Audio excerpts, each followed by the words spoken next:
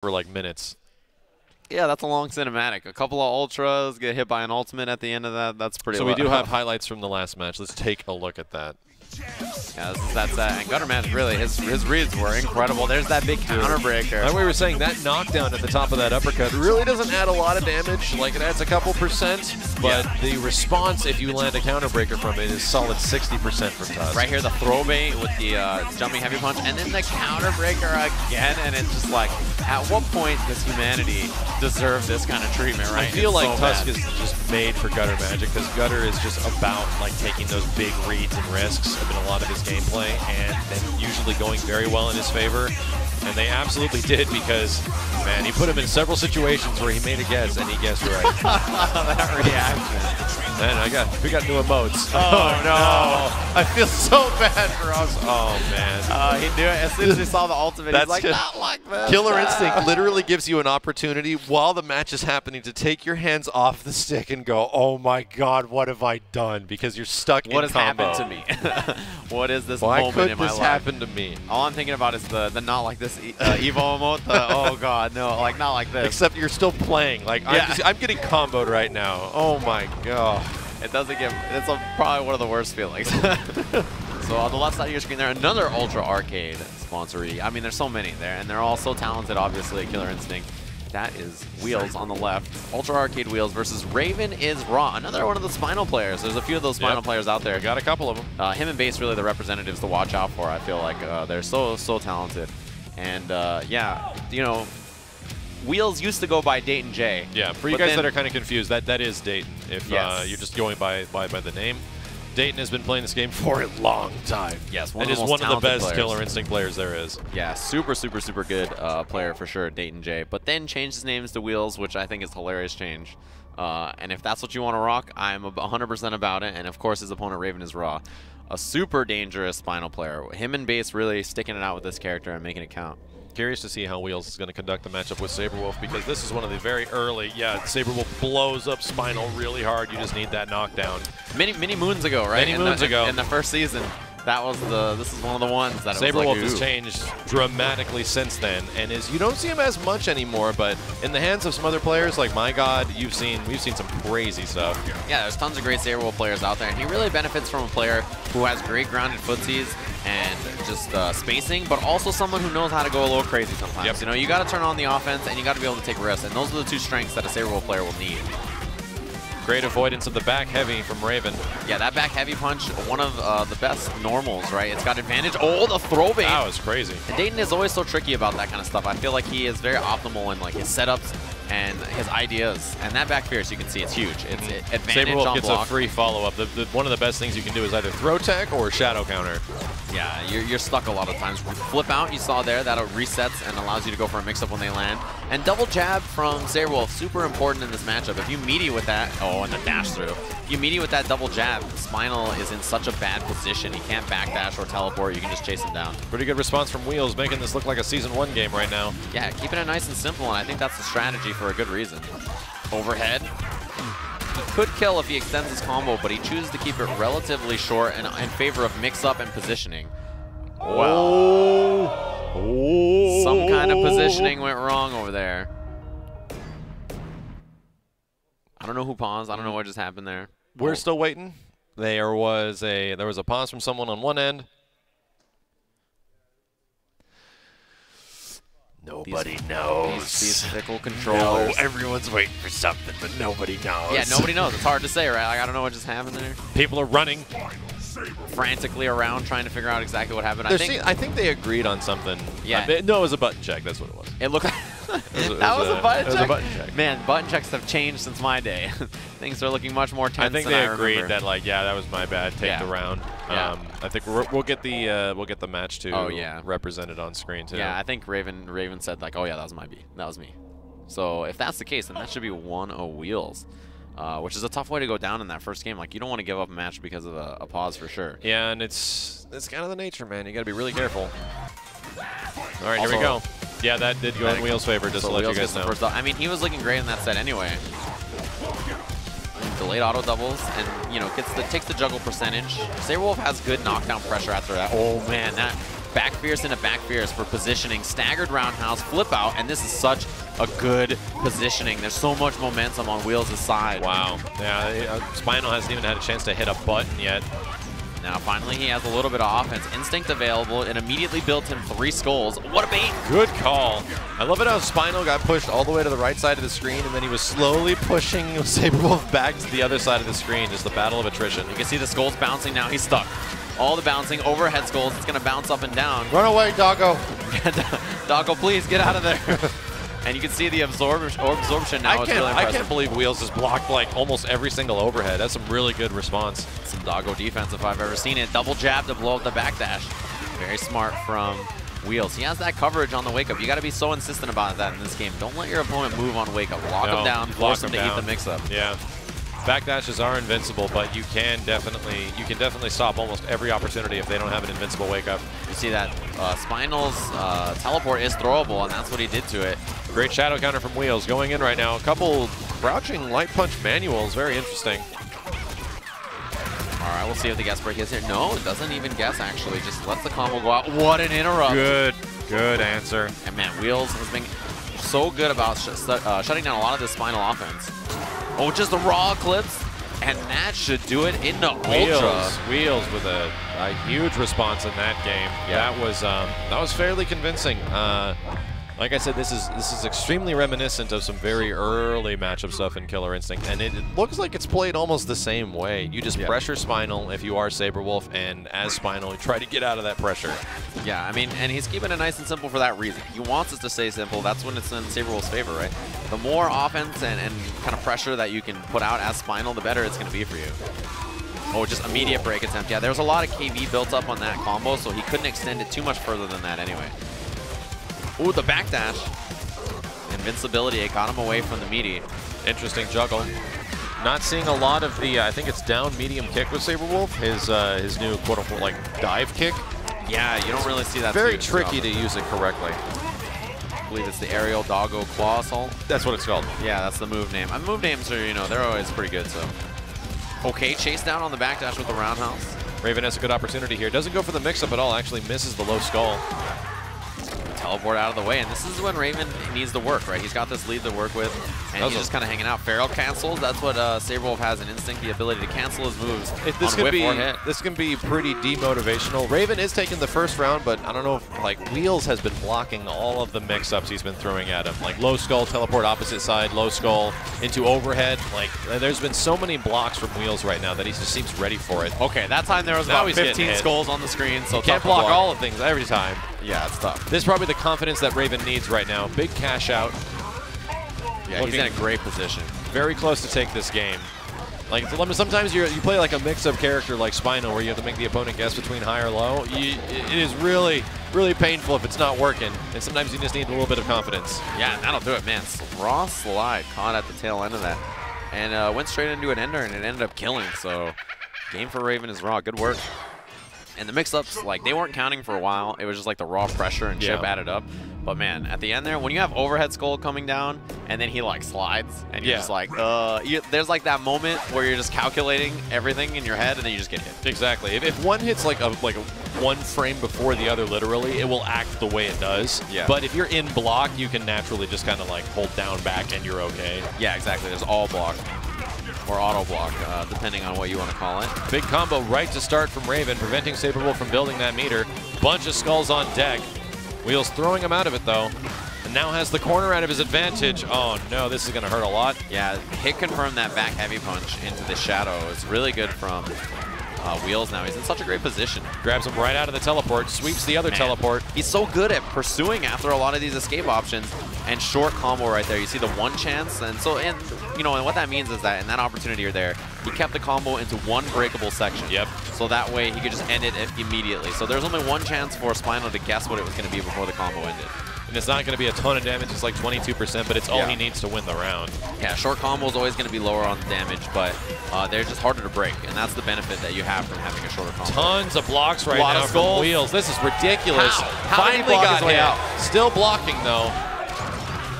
He is a hero. I have no idea how he blocks that is away not all easy that. to block. Yeah, for anyone that's like, oh, he just blocks it. No, it is really hard, actually. Yeah, I mean, he's got skulls coming from overhead and low, and overhead and lows from Smiles, as well as the throw mix-up. It's kind of the point of Spinal's instinct when he starts throwing skulls out. You're going to get hit. It's just how much do you minimize the amount of damage you take? Well, most mortal beings get hit, but apparently not Wheels.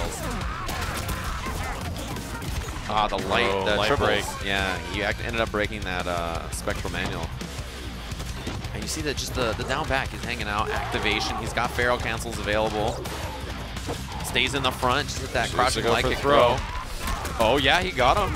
One of the few times Dayton wasn't good about covering those wake-up options. Not enough meter to kill, though, where it's getting really close here.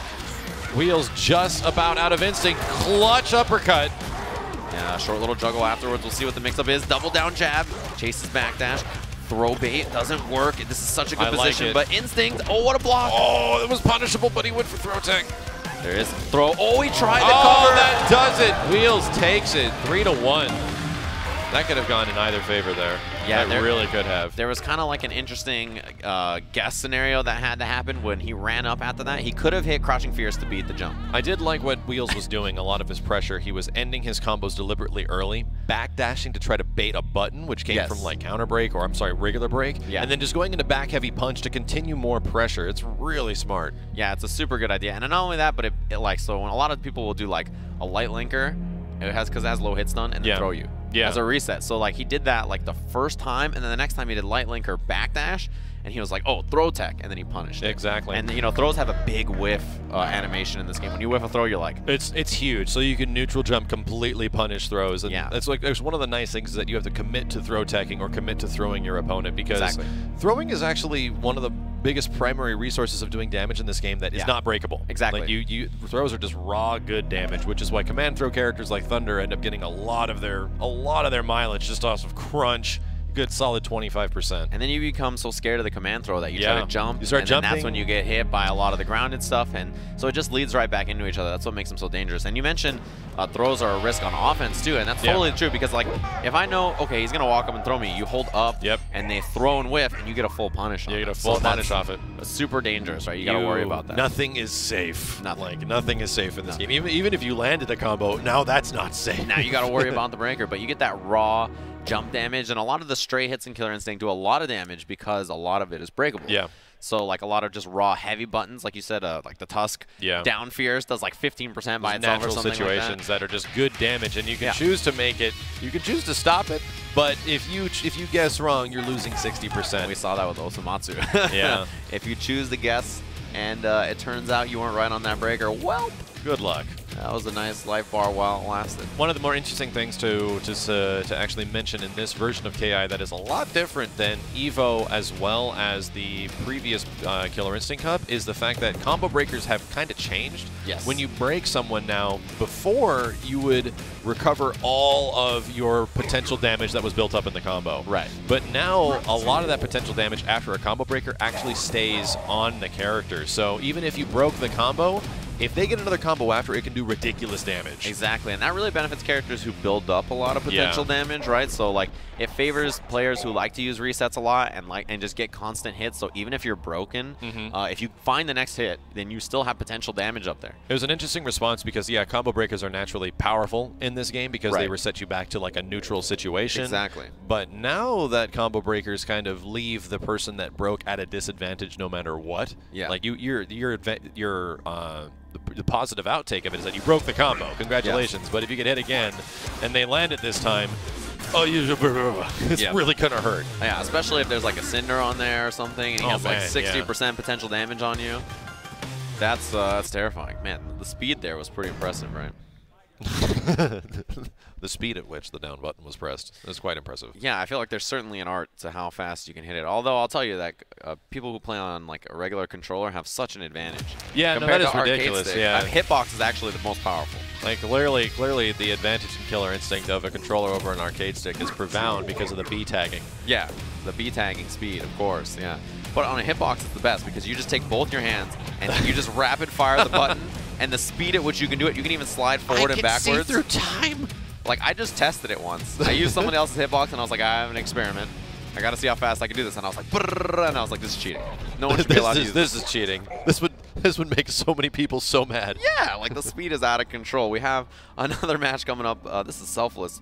Fireliger, who you mentioned earlier, is going to be playing Riptor. Really a Riptor specialist. Yeah. That's the character that he's all about. Hologram, you mentioned, plays a few characters, but is rocking the Thunder, which is good to see. We haven't seen the big man yet. We saw haven't seen Gutter Thunder, Magic. and we haven't seen Riptor in this tournament yet. Yeah. So, and once again, more characters that are showing up. I think we've seen about maybe 13 to 15 now. Yeah. That are all completely unique. I wonder if we've seen over half the cast here. I think we're getting close. I think we're either past it now or getting close. Ooh, gets the stagger. That's slow.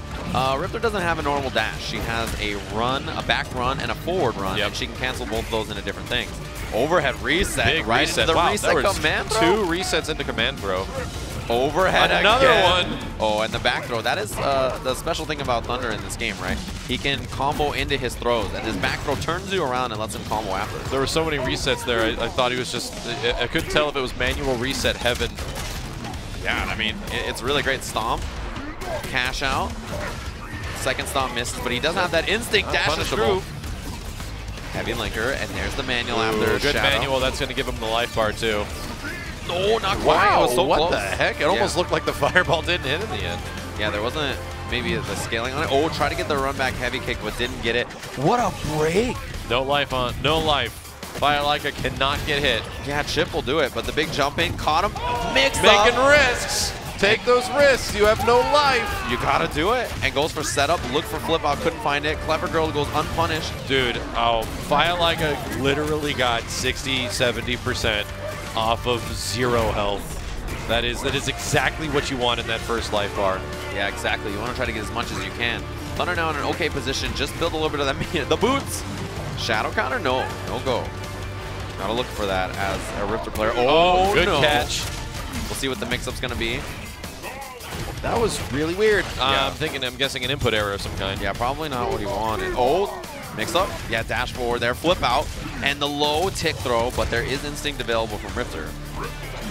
Oh, just goes for the tail flip. Wow. Yeah, no punish. And In the air. that was almost choreographed. Dash through? No, there was already a button. It looked like a Clever Girl does Good stuff enough from damage. Fireliger. Yeah. Pretty convincing first game. A couple of misses from Hologram. Hologram usually pretty big committing Thunder player. When you watch him, it's like, this guy's going crazy. How do I even stop him? And it looked like Fireliger had things kind of under control in that game. For sure. And that's not always easy to do with Riptor. The way she plays is she's really more of an offensive kind of mix-up character, but she has okay neutral. She can kind of do the job if you play her very well. Like, as you can see here, the run back tail flip, the mortars for setup now. Yep, setting up the flame carpet is a huge part of her neutral, just establishing your space. Yeah, Fireliger, he has good defense and stuff like that, so he is good enough to like kind of hold his own in these scenarios. You see the run under roundhouse, 3 in a row. Oh, usually at the third one, that's when people get angry. Yeah. No more. As I'm watching that combo, I'm like, I'm hitting the breaker. I'm like, yeah, I definitely would have broken that one, that one, that one. Okay. And then still no take from Hologram, which is a really good sign of patience. Good block from Fireliger on the cross-up can be pretty ambiguous. Oh, and the reversal, Clever Girl. Oh, misses the jab. A couple of rare misses from both players in a couple of these rounds right now. Could be a bit of the stage nerves that are getting to him. Yeah, and the big command throw goes with too. This time the damage ender does kill. Fireliger in a good position again. Oh, jab out there. You can uppercut it. It just goes for the boots, the knockdown. Dash through, the low works. He does not break correctly. Okay. So yeah, Hologram going to get a whole bunch of meter as a result of this. Yeah, you check out that meter in the bottom right. Full bar for Thunder down there. It's that battery ender. You can choose what you want your combo enders to be, right? And in that situation, just opted to take the resources. Here comes the mix-up. Which side's it going to be on? It was in the front. Yeah, super ambiguous. That jumping fear is one of the most ambiguous buttons in the game. You can never tell exactly what side it's going to hit on. Fireliger setting up a bit. Oh, wow, that was just out of range. Yeah, it was super close. A lot of people will be like, that was really far away, but it was actually very close to hitting. The stomp at the end, flip out. Oh, and a little early on the command A little throw. too early. Overhead. Other side. This is exactly what Fireliger wants. This can do so much damage right now. Another one. Damage and that should do it. Wall splat. Didn't even need to use his other ender. Even the wall splat ender did it. Yes, Riptor can get so much damage really fast. Man, Riptor dance is really cool. So 2 games now for Selfless Fireliger, who it looks fantastic. in this set so far. Looks really comfortable in this matchup. Yeah. Let's see how things change. Hologram is definitely going to have to make an adjustment of some kind. We have seen Hologram play some other characters, but I notably see him use Thunder quite a bit, and he's sticking with it. We'll trade at the start, and man, that's the smartest thing from Firelight, right? The run under. Every time Thunder jumps, you know, Rippler doesn't have a traditional dash, so just run under him. It's hard to explain to people where you're like, how do I block this? Just don't be there. Yeah, just get away from it. Just get away from it. Mobility is one of the most important parts of defense.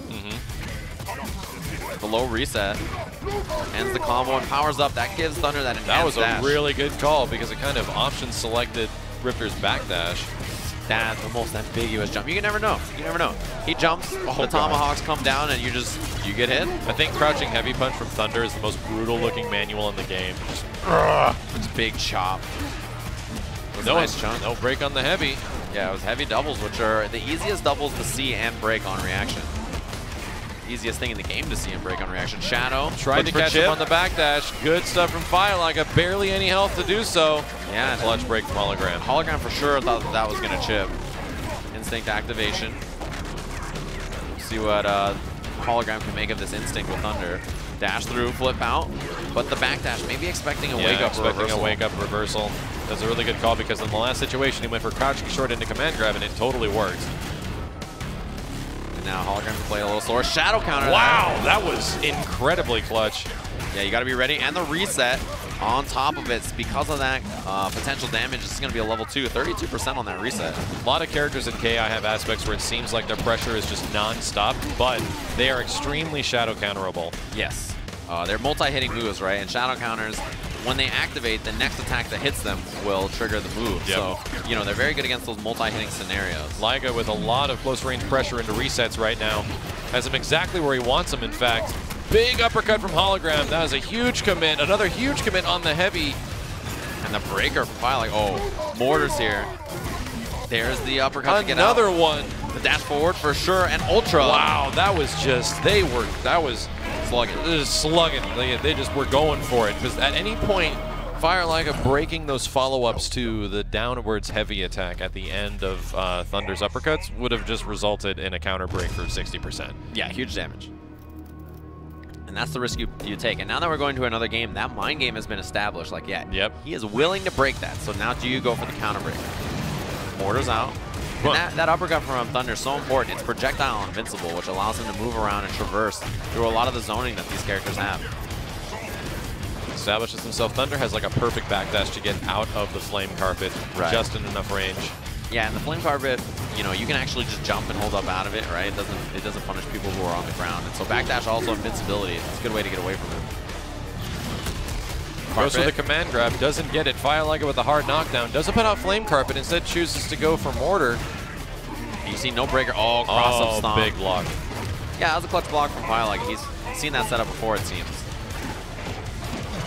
Other side, and man, those tail flips have always worked out. Should spend one shadow bar and be able to close it out. Those are big commits. If you miss a tail flip, you are going to get punished really hard. Oh, try to backdash. What a tail flip. That was so smart from Firelight. Knew that he was going to dash backwards and try to be in there. Take command throw. Which side setup is? Staying in the front once again. Everyone's kind of predicting it's going to be a cross-up. It usually looks like it. Yeah, it's very hard to tell where that thing's going to actually end up. You see Firelight slowing down the neutral here. Not playing over committal at all. Yeah. Oh, out of range. Whoa, whoa. A little frisky there. A little too big. The dreams were too big. Okay, just goes in. Slowly approaching right now. I'm thinking Firelight is really, really wanting to sit on his life lead, but he is walking forward more than Hologram is. Gets the recapture, but a break on the heavy link, or heavy manual, or doubles. Okay, the dash through, and the Mortar was right there. Just didn't get it in time. Close to closing this out. Oh, if that had been uppercut, would have caught Rippler out of the air, but instead of punishment on that Mortar. Hologram isn't respecting that Mortar setup at the end. It looks like it's like punishable from a shadow uppercut, and every single time Hologram is doing it. Yeah, exactly, which is really smart. It shows that there's awareness. You know, if your uppercut's projectile invincible and they're shooting a projectile at you on your wake up, well, it's only a setup if you respect it. Yeah. And I like the speed at which, oh, that was such a beautiful great response. He doesn't have to make a guess here. Actually goes for the short combo. Can't recapture. Just going to go for raw damage. It might be able to. Oh, no. so close. But big pickup. This is Hologram's chance. This could really. This could be. Oh, another dude, reset. going for the do-si-do. Oh, another my hit. God. The dash through ball. The drop. Oh, man. It was so many. It was mix-up after mix-up after mix-up. And Thunder was taking Riptor for a dance there, and I was Yeah. like, this is going to get crazy. And then one clutch neutral jump, and that was it. yeah, just the throw at the end from Firelight to close it out. That was scary. There was a lot of decision making, and I mean that life bar you can see was just draining away. It was down to like 50% already. Thunder's one of those characters that's kind of like Tusk. I think they're in the top 3 of characters that can just destroy your life bar if given an opportunity. And at any point, if you have 75% health on screen, you can lose all of it. All of it. It's just like one counter breaker goes your way or something like that, and then or just like 2 to 3 mix-ups, a couple of counter hits, and you're just like, I think I'm dead. What is my life? I had a life lead at some point. Yeah, you look up at the bar and you're like, does that say danger? I think that says danger. So yeah, I'm thinking right now, so far in the tournament, we're still in like the first. I think we're in the second bracket or the second round of top 32. But we've seen probably enough character variety to mix up half of the roster. I feel like we've seen at least half the characters so far. Which is a little crazy considering where we're at in the tournament. And it's kind of telling because last year at KI Cup, I felt like we saw almost every single character within top 32, which was really impressive.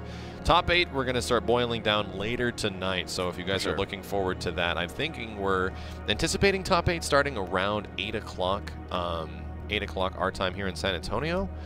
So we'll see when that actually happens, and that'll be taking place throughout the whole day. We're gonna be rounding down top 32 all the way to top 8. Yeah, and this is the bottom half of that bracket that we've been talking about, right? So we already finished that first top section. This is the second section, right? So we have a few of these matches coming up. Some more international players going to be playing in this bracket, and it's going to be a really good couple of matches coming up so far. We have seen 19 of the killer characters in Killer Instinct so far. Wow. For reference. That's crazy. And I was going to tell you guys to go check out Keats' Twitter, as I'm sure he would have posted it on there. I'm sure he would have. They have the exact statistics. Keats moseyed on over and handed me the official statistics himself.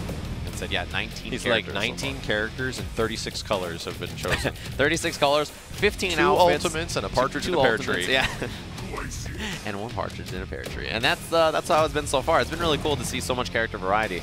I feel like there's only, I mean, there's what, like 25, 26 characters in the game, something like that? Like mid-20s. And we've seen 19 of them, and we're not even through the first round of matches. We're not even through the first round of this top 32. And I know there's a lot of these characters up left are still on people's lists, right? They're still, you know, Sleep, you can see him play 3 to 4 more characters, and all those characters haven't been even shown off yet. And so. there is some players in top 32 that could potentially fill out the slots of others that I wouldn't anticipate seeing, like a potential Rash, a potential Kim, a potential Orchid. Like, they all can happen. And those are like super common characters. They are, yeah. And they're just, we haven't seen them yet. Late Chat Noir going up against Water Horses right now, and Water Horse is absolutely one of my favorite Glacius players. Oh, for sure. He's just... It is just a delight to see things go in his favor because it is a ballet of icy death. Yes, that is definitely true. He really exploded on the scene last year at Killer Instinct Cup. That was where he had the big break. And he went for like live tournaments, because he's like, you see him online all the time. Like these guys, because of Killer Instinct's really good netcode, and shout out to the guys that have made Killer Instinct have some of the best online play in fighting games ever. Yeah. These people have amazing character knowledge and matchups because they have been playing Killer Instinct online as a resource for the past like 3 years pretty much. And it runs as good as offline for the most part. Yeah, imagine a world where West Coast and East Coast players can play each other every single day. You can play from West Coast US to Japan. I played a dude in Dubai. Yeah. And it ran pretty good. Yeah. Like it was honestly, it was a little stuttery, but it was Dubai to SoCal. Yes. And that was it ran better than 90% of other fighting games online. Oh, 100%. Blew my mind. Yeah, I've played with players from Japan, France, other places in Europe, and the connection's always been like good. It's definitely super playable. In the US, it's fantastic. Oh, yeah. Anywhere else in the US, it's super good. But even overseas, the connections are good, which is crazy to think about. Like the fact that you can play with anybody. One reason to constantly go back to KI. You never have to worry about the netcode being iffy. So here we go. Yeah, this is another one of those international matches we mentioned. Le Chat Noir from France. And going to be playing Sako, which is going to be really good to see. Water Horses, in the meantime, we mentioned kind of exploded on the scene last year at KI Cup. He made it through the last chance qualifier and then ended up making top 8 at Killer Instinct Cup right after. Yeah. So it was really impressive run to go right from there and kind of just explode and show everybody, look, I'm offline. I can compete with everybody. Check out how sick my Glacius is. Wow, Water Horses with that huge committing full screen cold shoulder into heavy puddle punch. I know it's gonna work. It's just gonna work, and that's the thing. If you know that you want to throw out something like that reversal and then you cancel it directly into this Shadow Hail to keep yourself safe-ish, it's a really good option from Water Horses. And he does like to bring that out and spend a lot of his meter on that so he can take the risk. And then that gets you scared, and then Glacius gets to play his game. A lot of spacing right now. Water Horse is actually playing this fairly patient at the moment, just preventing Le Chat Noir from crossing the center of the screen. And if he is approaching, there's always kind of hail right behind him. Yeah, it's genius. That's the way you have to play Glacius. You have to have that constant coverage, right? Reset. I think Le Chat Noir is kind of stuck right now. He's been almost a little too afraid to approach in some situations, and Water Horse is just catching him looking. Yeah. Like he's just close range, in grab range completely, and he's just doing light shatter. Yes. Yeah, I feel like a lot of that was like perfect spacing on a lot of the hail, right? The hail set up, and he's doing zoning, and then all of a sudden, boom, surprise shoulder. Yep. And if you're not prepared, right, you just get clipped, and it's super hard to deal with. And so I feel like there has to be more movement and less, like, I feel like that's a deer in headlights, right? When the hail is coming out, you got to get around it. You got to dash up, command throw. You got to do something to get in and around. Getting hit by the hail is honestly get better than getting hit by a shatter right underneath your feet that can lead to 40%. Oh, exactly. Yeah, you really don't want to eat all that damage instead. Tackling forward. Oh! Found his way in. This is going to lead to a command grab. I think he gets a follow-up here as well. Nope. Just didn't have enough wrap. Yeah, he'll have the mix-up here, and he gets it. So now a lead, but the breaker. Big for Water Horses. Okay. Almost a punish. And then there it is again, the big puddle. Such a big move, and that's so unsafe, but it landed. Yeah, it's a scary thing to have to deal with. The hail coverage at all times, and you know, really, Hisako's strengths as a character don't lend well to being zoned out and dealing with projectiles, right? Those are not the things you want to deal with. Cross up off the hail setup. Another one, probably going to go for an empty jump short. Oh, wow! Even the uppercut was safe because of the ice ball. That's crazy. Good stuff to Water Horses taking the first round. That is the coverage you need as a Glacius player. The presence of mind to constantly have hail out and just be prepared, right? Very smart. Trying to catch her on the dash. Hisako's dash, probably the fastest one in the game, though. It's very fast. Covers a lot of distance. She's very low to the ground. Frame trap with the heavy puddle right into the hail. I think getting hit by heavy puddle punch like over and over is really getting to Le Chat Noir, because even Water Horses is doing it without meter in the back to use Shadow Hail to make it safe. So he sees this big unsafe move that is constantly landing, and I would be getting upset too. Yeah, it's one of those things that like you're like, there's no way that this could be happening. Yeah, like there's no way he's gonna go for it again and again and again, and it just keeps working. So it's a dangerous spot to be. Nice jump out of the shatter, but I feel like there's not enough forward movement here. Oh, caught, scary. Oh, set up two of them. Yeah, got a little greedy by putting out that second hail. Big chance. Reset. A big part of this matchup is that Water Horse might have the familiarity here just to shut down all of the resources that Hisako has to get in, and it's just making it feel hopeless, which is a huge aspect of Killer Instinct, is demotivating your opposition to not doing the things that are effective. Man, if he can make that hail connect, oh, the cross-up plus the hail there to cover. Very smart from Water Horses. Stay patient enough to let that hail come out, and that was a really good option. And you have to have that kind of, you know, spatial and recognition of like your traps and keeping your hail just constantly ready. Good work from Water Horses. Let's see how Le Chat Noir responds. Is he going to stick with Hisako throughout this match? Because it hasn't been going exactly in his favor thus far. It could be that Water Horses is just very versed in the matchup, or it's just something that has to be changed. Taking his time. Yeah, and it's not always easy to traverse past this, right? Oh, this is a punish on the throw, because, you know, her strengths are the counters against physical-based attacks, right? Which Glacius, he's not doing a lot of that. A lot of it is hail, which is a projectile and stuff like that, so it's really kind of a dangerous spot. This is a punish opportunity. Oh, doesn't wow, get it. It's not. Okay, so here we go. Le Chat Noir just needs to take advantage of that. Now has the wall splat. An immediate command throw follow-up. We'll see what the mix-up is. Does not get through the hail, but just blocks it out. And now Le Chat Noir has that big lead. Oh, great catch. Sick. The counter on the other side. Heavy break from Water Horses, trying to bring it back. Still has instinct. Just the jump out. And you know Water Horses was like, all right, that was pretty good. Another counter. Manual the area. There we go. There's that stutter combo that Hisako has, trying to catch you pressing the button. Yeah, it's very good. Back throw. This is big. Glacius corner game. Glacius with the corner is scary as hell. This is one of the best corner games in the entire game. He's in a bad spot. That looks Heavy so cool. Manual. 2 out again. This time to throw and nice. The escape. We've seen that wall jump used a couple of times from different Hisakos as a very clutch get out of their tool. Okay, no breaker on the medium doubles or the medium linker. Roundhouse. Oh, that was a sick. That little was setup. really late.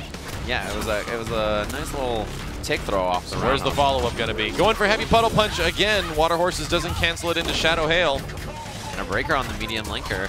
Water Horses still not out of this, but Late Chat Noir, I don't think has actually completed a combo yet in this game. Every single time he keeps going for longer combos, and Water Horses is breaking him.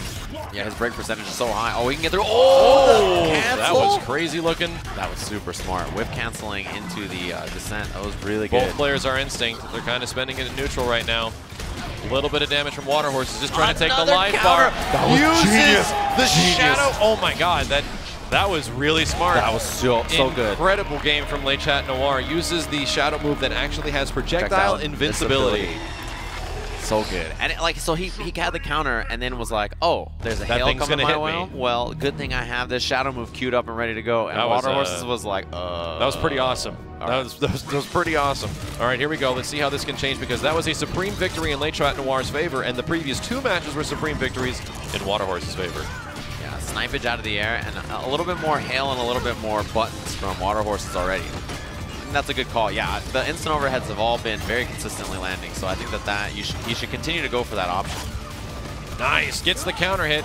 Is it going to be a long combo or a short one? Short one into wall bounce. And he gets a setup after this. However, Water Horses can do wake up puddle punch into hail. Yeah, and that's what he goes for. Instant overhead and gets the combo off of it. Heavy linker is not broken. Big damage from Glacius and a setup. Other side, and he was already committed to the puddle, but yeah. Counter was a little early. Punish opportunity now. Big lockout. Got all hits as well. Going for damage ender? Yep. Yeah, no break was available. Wow, what happened? What? He waited so long. Looked into his eyes, I'm gonna do it. He was like sitting there and he was like, now. And he just like did it so long. Like, you have to hit a button there, right? It's like one of those things you just feel it. Okay, we're tied up going into this round. Late Chat Noir is down by 1 game still, and this is currently the winning round for Water Horses to continue. Instant overhead. That was ridiculous looking. Instant overhead into hail catch and to continue the combo. Oh, the hail is going to pick it up. Shoulder behind it. Corner game now. Oh, tried to puddle. once again gets out using the wall bounce. I'm sorry, using the edge of the stage. Yeah, the wall jump. That was smart from Hisako. Caught with a couple of hail, and man, his shoulders to catch forward movement have been so impressive. Oh, drop the combo. Oh, shadow counter. There's shadow counter. Picks up the combo. Medium doubles are broken. Yep, that was a definite opportunity for a counter breaker. Hail out now. And you see how defensive still Late Chat Noir. Oh, that might be it. Genius read. Good stuff. The Water Horses actually caught the dash forward, and he went right into the medium. That was good. You saw how smart the read was too. Like, so he sat there and he he jumped back and then did a medium shatter. And was like, yeah, you're gonna move into this position. So Hisako dashed forward and then got clipped right at the end. You knew the dash range of Hisako and when he was gonna do it, and just like walked right into it. Yeah. Good stuff from Water Horses. Those setups were ridiculous, man. That is like the expert level zoning, right? It's when it's not always hitting. It's not hitting where your opponent is. It's hitting where your opponent will be. Well, they will be. Yeah, and then so like, you know, when you just dash right into that range, that's really impressive. Well, that's like the most effective thing about zoning is when you're trying to go up against zoning, and then you find an opportunity, and when your opportunity is there is a fireball that hits you, like, or an ice ball or something that prevents you from doing it. But usually, like, zoning is frustrating because it makes you feel helpless. Yeah. And the idea is that if you want to move, it makes you want to move it, and usually just being patient. Like, if you didn't jump, that would have been a huge opportunity for you. Yeah, and a lot of times, like, chances are, if you feel like, oh, I finally have an opportunity to dash here, yeah, it's because they want you to think you have an opportunity to dash, and then they've set you up kind of like 3 steps ahead, like, yeah, I'm going to give him a little space here, and when he dashes forward, punish. That's the nature of KI zoning, which is a lot different than other games where it's making you feel like you have an opportunity, but hey, I got backup hail right here. Yes. You know, now you have to consider that. Coverage. Which is why so many shadow moves in this game have projectile and vulnerability. Yeah. Because there's going to be a lot of projectiles on screen from some characters at sometimes, and you need a way to get around that. And if you just block in KI, you get a lot of meter. Oh yeah, for sure. Like if you block a full string of attacks, you're going to have close to a shadow bar to get out of there. And yeah, and that gives you the projectile invincible shadow moves or even shadow counter and stuff like that. So you have defensive tools that you build by blocking. Exactly. So blocking is rewarded. But you're also building that meter while you're on offense, so it's one of those things that it kind of feeds back into each other. It is the nature of KI. You're going to get opened up. Like this game, you're going to get hit at some point. You have combo breakers, you have shadow counters, you have a lot of resources to deal with it, but man, just don't guess wrong. Yeah. Or how about maybe don't guess? Go for reads. You better know that that's going to work, because if it doesn't work, you just lost 60%. Yeah, I mean, it's one of those things where you can't be frustrated about getting hit. It's just the follow-up, right? Yes. Like, are you correct on the breaker? Are you correct or on guess breaking or reading what your opponent's going to go for, right? So it's really one of those things that you have to be mindful of. Are we about to see a Cinder mirror match? Oh, the red and the blue. I like that they picked alternating colors. That makes it a little easier. Oh, we have a button check right now. So we have Valor Axe and Taizo going up against each other right now. They're going to do a quick button check. So, yeah, so far we've had probably some of the craziest character variety. I'm really curious to see going forward how much of the quote-unquote dominant characters, the characters that actually have extremely good matchup charts, specifically like Gargos and Fulgor and Jago.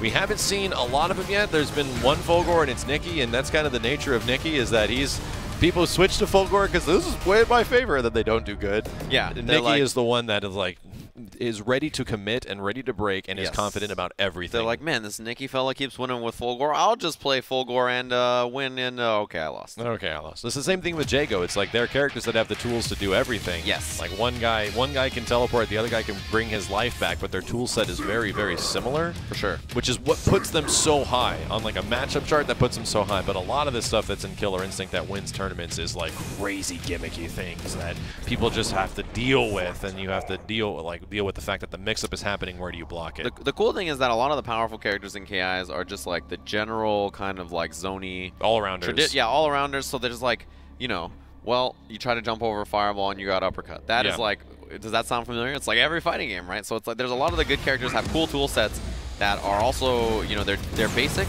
but also really effective. So this is a Cinder Mirror. You can see the red and the blue. So the particle effects will be different depending on who it is. OTG Bomb, that is something new in Season 3.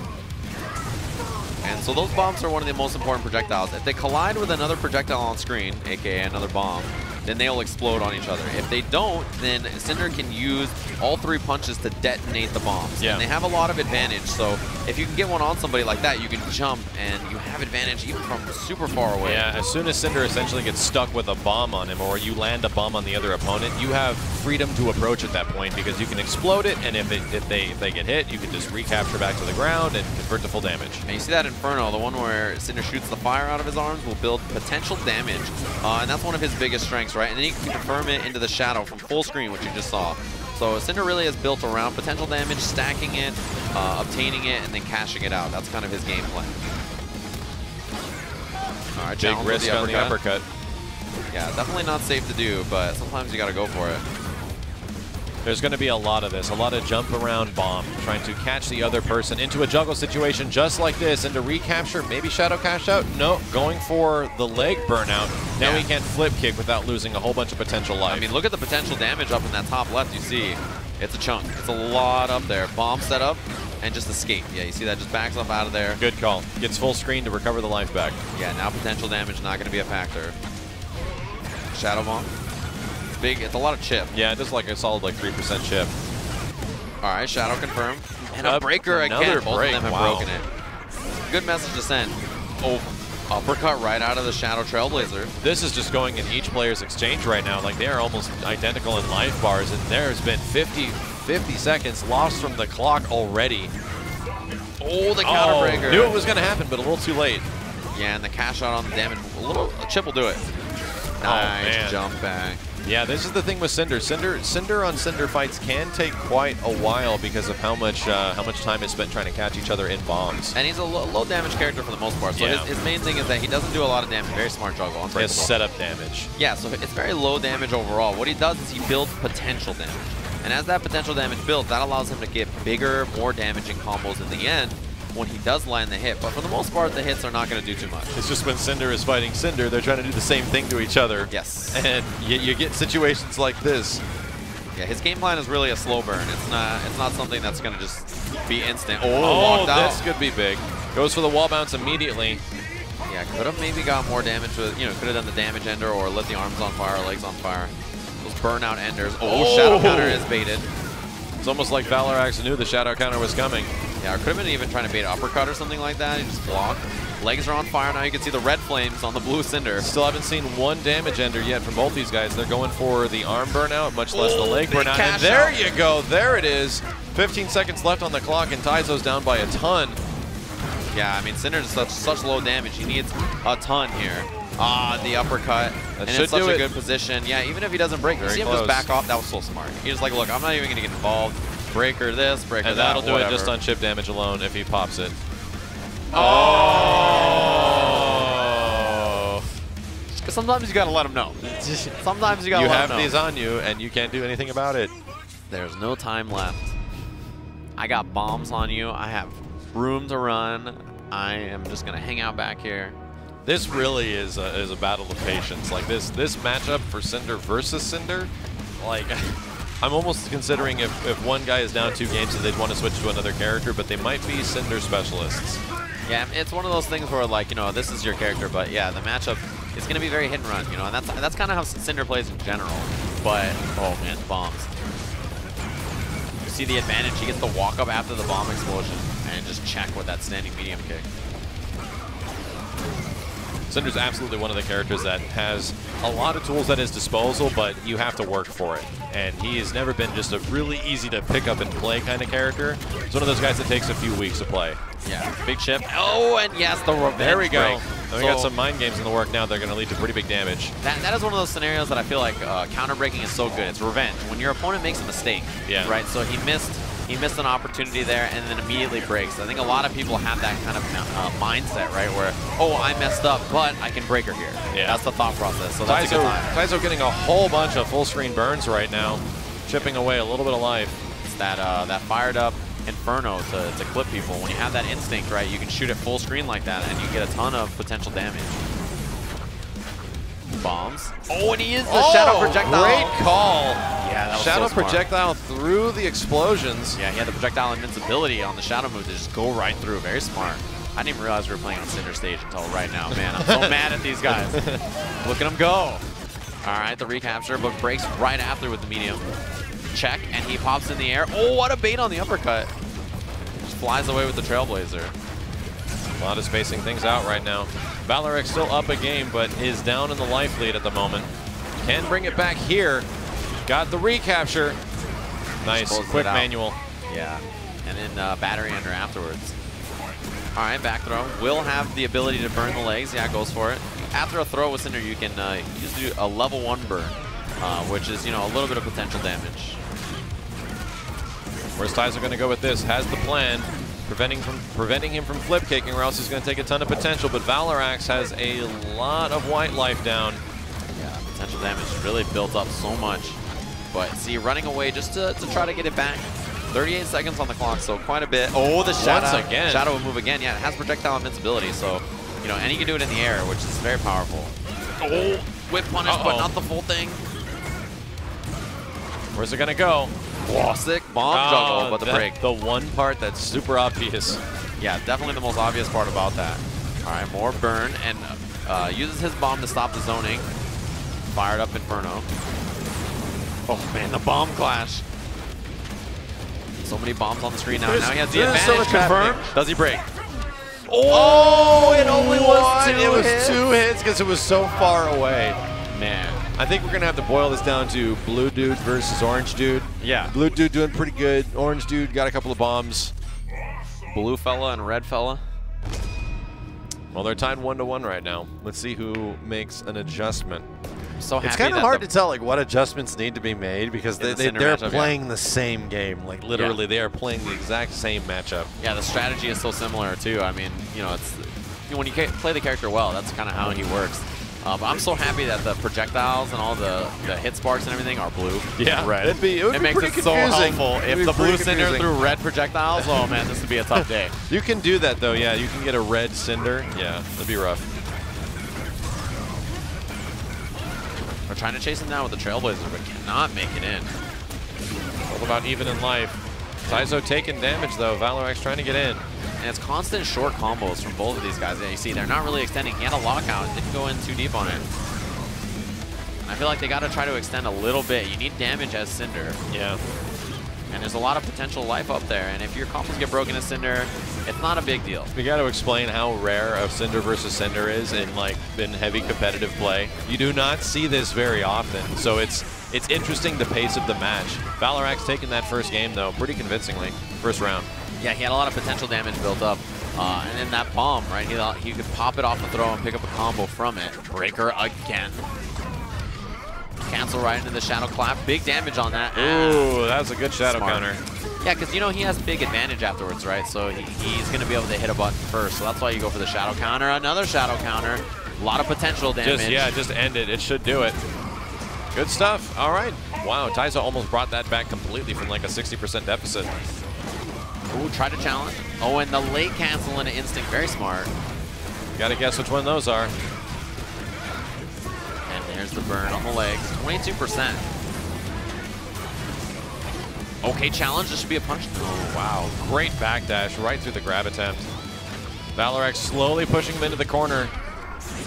The Shadow right in. And yeah, that was going to be really hard to Shadow counter anyway, even if you had the bar, because it didn't hit the full hits. And it's hard to tell with that Shadow Trailblazer how many times it'll hit.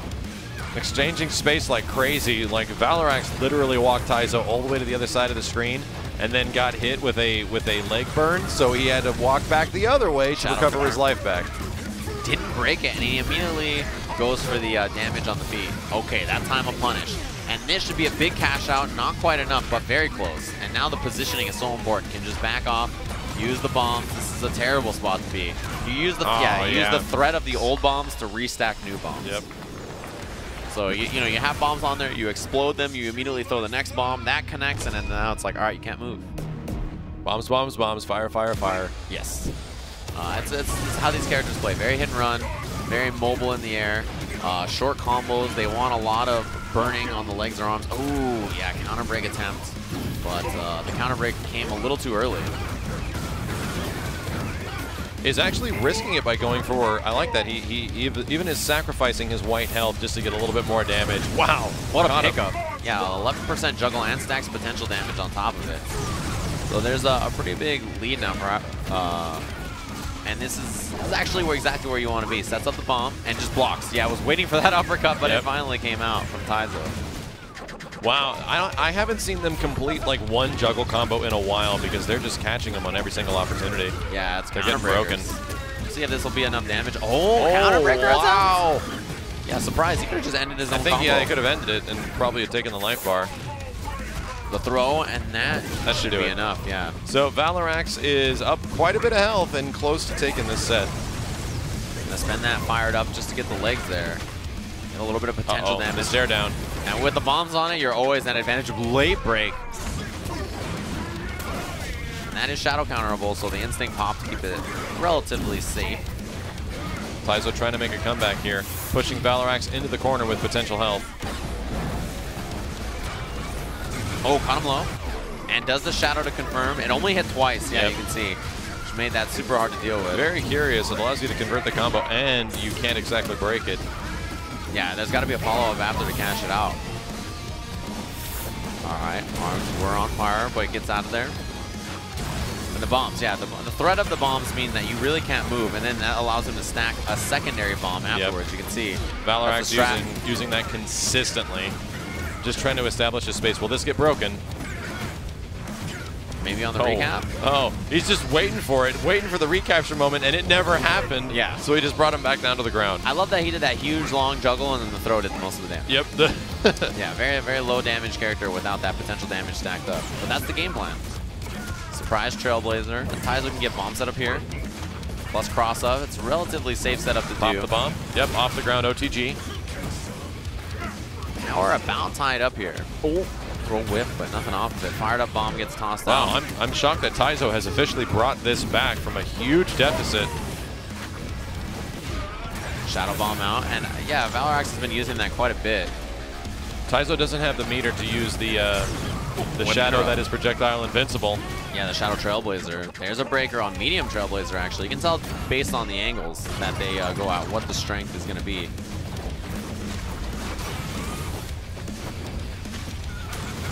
Oh, this is super for tense. 20 seconds left, and they have the same health. Yeah, but Instinct is available for Valorx, which is a big win. He can go for a lot of chip here. You commit to something really big and cancel it in Instinct too. Great call, baits out the throw. Jump back, will be able to land and punish. Medium doubles not Will he broken. finish it? Oh, Yes, yeah. he will. Couple of Shadow. shadows and that'll do it. Right And into Ultra. Valorx takes it. And the big That was a battle of patience. Yeah. Who's going to stick to their game plan the hardest? Yeah, I mean, Cinder Mirror, right? It's a real funky matchup to play for both of them, for sure. Ooh, Whoa. number one? That's what he says. Was that it? That's what it looked like to me. I mean, in a Cinder Mirror, right? It's It's a very crazy match. interesting matchup. Yeah, for sure. It's funky. I don't know if I'm super down to see it happen again, but it is something that definitely you gotta appreciate because they have to stick to that game plan the whole time. It's a very oddball matchup. The character playstyle against other characters, he can frustrate them and force them to move in. But against himself, he's like, he throws a bomb and he's like, what are you gonna do? And then you look at each other and you're like, no, he's gonna commit now. Are you gonna commit now? I'm not gonna commit now. Yeah, and so like a very low damage character. A lot of times Cinder really is about stacking that potential damage, building it up, and then cashing it out. Yep. But it's actually really tough to do against a character as mobile as himself. He's not easy to use. Like those juggle Oh, for combos, sure. by the way, like understanding at what direction you have to use certain types of trailblazers and how much juggle each light, medium, heavy does is. It takes a lot of time. And like knowing like, okay, in the air after this Trailblazer at this height, I can do this. Yeah. And then do this, and then like, you know, these certain things work at different It's not heights. just launcher into button into No. recapture. It shockingly is a lot more difficult than that. I've always wanted to be good with Cinder, but it's just like, man, I got to invest like a week into just comboing people. Yeah, just and learning getting how to used do convert that from all the straight air before I hits. do any damage at all. Yeah. Yeah. And even then, like, your damage is low, so you have to like turn into, you got to burn the arms or the legs, and then you got to go for it. And it's Exactly. Like, there's a lot involved. He's definitely a very tough character to play, but very rewarding once you figure him out. He's a really good character. And it looks cool. That's he the looks best super part. cool. It looks really Yeah, cool. his when you get that combos done. look so sick. He has one of the sickest, like some of the sickest juggles I think in any game, and his ability to convert out of the air is so impressive. So you feel like you're the coolest player in the world when you get some crazy air confirm with Cinder and you pull it off into a combo. You're like, dang, I'm nice. I'm nice. Very curious. We're going to get another Jago. Indeed, would be the second one in top 32 right now, and is highly considered to be one of the best characters in the game. Yeah, I think mostly because of the player you see on the left side of your screen there, Thompson, who is a very, very, very good player. Thompson is essentially Captain Jago. Captain Jago, yeah, was the winner of. He almost got the triple threat. He got the combo breaker in CO, but no Evo. That was the combo breaker of the tournament win streak. So. I don't think that he just didn't make top 8 at Evo. No, yeah, he was really close. He was really close. But yeah, these things happen. It's tough to be that consistent, right? Very few players can do that. But we'll see. This might be a button check. It looks like it is. And I believe this is one of the last chance qualifier players. It's probably getting close into the second group now. Yes. Yeah, we have a couple more matches after this. We have right now it's Thompson and Zadrian. Yes. We also have coming up later Samanos, I think it's Samanoskate versus Pink Diamond. I'll Eat a Master versus TBS Sickle, and LCD versus HW Young Tate, and that'll eventually end the second group, and then we have one more group after that. Yeah, so that is the first round of top 32 That's the first matches. round, yeah. That's the first full round of top 32 matches. And after that, we have a few of those losers matches that are left to be played. And then, we're also running the deep winners bracket matches that are happening after that. So, if you win in the top 32, you get put into basically a top 16. If you win or like since it's a winner's bracket, right, you get put into the next bracket. You have to win 2 more matches after that to get into that top 8 bracket that'll be going on later tonight. So everybody who has won a match so far has 2 more W's to make it into top 8. Yep. All right, here we go. Yeah, so it's an interesting match. One important thing to keep in mind already. So Jago charged up Fireball, super good in this match. It helps him blow through those bats that you can see on screen there. And then he can low profile the bats with his crouching medium kick. Which is one of the better low-profile moves. So you'll see him charge up the Fireball, and then, yeah, that final bat that stays, he can get under it with crouching medium kick. Thompson also loves landing some pretty crazy predicted heavy uppercuts, which do a ridiculous amount of damage with Jago. Like, his heavy uppercut probably is one of the biggest, most damaging single moves. Yeah, and I love the shadow counter that Thompson had there on the back heavy punch from Mira. It is multi-hitting. Oh, what a shadow. He that was walked a great forward. response. Pushes her into corner, into wall bounce. What's the setup going to be? To launch her into neutral jump, I like it. That probably would have caught the teleport if she tried to do it. But instead, Zadrian does it a little bit later and switches sides, putting him into the corner. He's got a lot of that silver life up there. Tries to get some of it back. Okay, another throw. Close to taking this round, actually. It looks like Thompson had a read that there was going to be the teleport. Didn't go for it, though. Medium DP does not kill, but chases the backdash. Yeah, stand medium kick. Fireball, which will catch if you try to backdash, right? This is canceled. Thompson's going to be fishing out his instinct pop pretty soon. Oh man, he's catches so it again. He's got some character knowledge in this right now that he is not letting her follow up with those bats. Yeah, he gets the throw. That's a nice chunky combo for Thompson. Walk back overhead, and you see he's still safe, even though she tries to miss out of there. And then cancels uppercut. Thompson knows, and he picks up the combo. He's too aware. There's too much going on here. Jago. Oh man, Thompson is 100% ready. Overhead, so we dash forward and went low. Like every opportunity follow-up that actually hit for a reason, and it's because you're kind of conditioned to blocking one thing, and all of a sudden you have to block the other really fast. He's too prepared. He was too ready for everything. The offense was so powerful. The setups were clean. The neutral he was great on. I love that he also late cancels Jago's overhead. He like sees whether it hits or not. Makes you second guess whether or not it's going to happen, and then he chooses a different direction to block. It's pretty good. That jab uppercut pickup to catch the jump was really well done from Thompson. Zadrian's response is to get a little bit of his silver health back to recover that health. Dash mix up, good block. Thompson went for the low, patient. made it safe. Yeah, and that was an empty low into the immediate heavy linker, which Thompson breaks. So she lost a lot of life to commit to that. Anytime she does a medium or heavy special move, she loses a little bit of that life up there. Still has Jago in the corner. It looks like he's not going for that bat follow-up once again, knowing that Thompson has been responding pretty efficiently. Oh, and yeah, command throw lands. A lot of that life back. Thompson stays patient on wake up. Zadrian was looking for that uppercut. Caught him. Nice conversion with the air dash. That'll take the life bar. Yeah, so that is the life bar. Zadrian is on a really good path to victory right now because he stopped Thompson from getting health back from instinct. Yes. Which is always what you want to do against Jago. Yeah, his pressure and instinct is so good. Cross-up mix-up does work. Her jump heavy kick, one of the best cross-ups in the game for sure. Nice break. Ooh, air is a little slow from Thompson, the bats. And the pressure so far is so fantastic back to the front. I love that mix-up. And yeah, had that counter breaker landed, I think he might have been able to close it out. Medium doubles or a medium manual is broken. Neutral jump and the dash under. Whoa! I thought it was going to see an anti-air, and he went for a dash under. Shadow cancel to keep himself safe. Gonna be chipped, but he's gaining life back actually while this is going on because of that miss that he has on Thompson. It's shocking how long Zadrian has. Oh, that mix-up was out of control. Nuts. Okay. He kept that life bar for so long as a character that is sacrificing her health constantly. That was some really good stuff from Zadrian. Ooh, didn't catch, yeah, because he has the ability to dash multiple times low. Good backdash. Oh, just goes all in. This could be exactly what Thompson was. Blocked it. Great stuff. Yeah, but it's not going to have enough advantage. Chase the backdash, combos off of it. Got to be careful. Zadrian's losing a lot of that life, misting around. They're even in health right now. It doesn't look like they are, but suddenly Thompson has brought this back. Yeah, just look at that red up there. That'll tell you what the real story is about. It's 50-50. Yeah, if he gets wrong there in the opener. Oh, that was so close. Oh, Thompson still got it. I think you can only block so many. You can only block so many air dash cross-ups. Yeah, eventually you'll get hit. It's going to be tough forever, especially the angle of approach she has is really difficult to see. All right, here we go. That was definitely in Zadrian's favor for the most part, but Thompson quickly was bringing it back. Let's see what happens right now, because these guys are exchanging matches pretty fast. Going for the low. Cancels, keeps it up off the bats, and man, Adrian looking really great so far. That was a very quick 10 seconds and a lot of life lost. And the approach angles have been so unpredictable that Thompson has not been able to consistently anti-air it, which is a fantastic sign that he is being unpredictable with his mirror approach, but also just like playing at a speed that is hard to deal with. Mirror is about being pesky too. Like you just want to hit her, and she's always finding a way to get out and around. No canceling a Shadow Fireball from Thompson.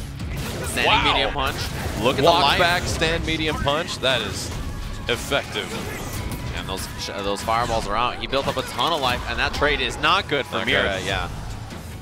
That is one thing you have to be concerned about. Even though if you catch with the Shadow, as Mira, I mean, you're going to lose the life. 0-4 roundhouse is a no-go. And Adrian's going to want to do as much damage as possible, take out the life bar, and get a little bit of his own life back. So we are even going into the final round. Yeah, dead even, and almost instinct for Mira as well. That'll give it to her.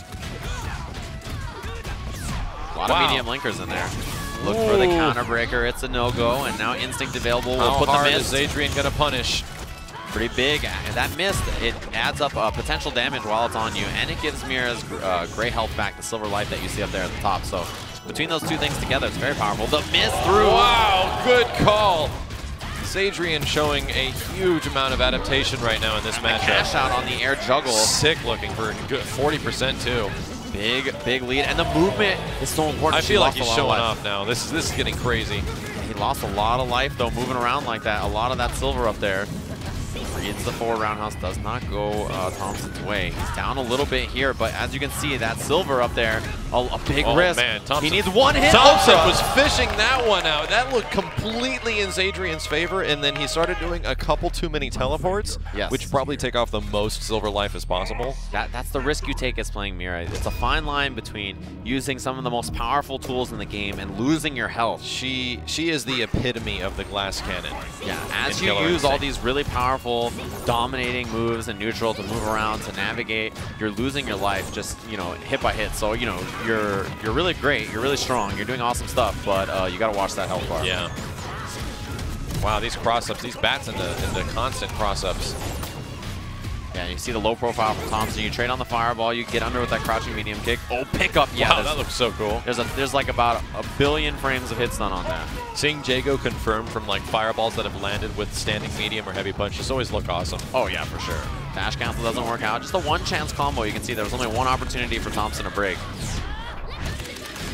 Has damage now, and just goes for the sweep. Interesting. No ender to cash out the damage. Yeah, there's potential life up there. And you see that silver, it's causing issues. Throw again. Jago's one throw away from taking this life bar and preventing all that silver from being recovered.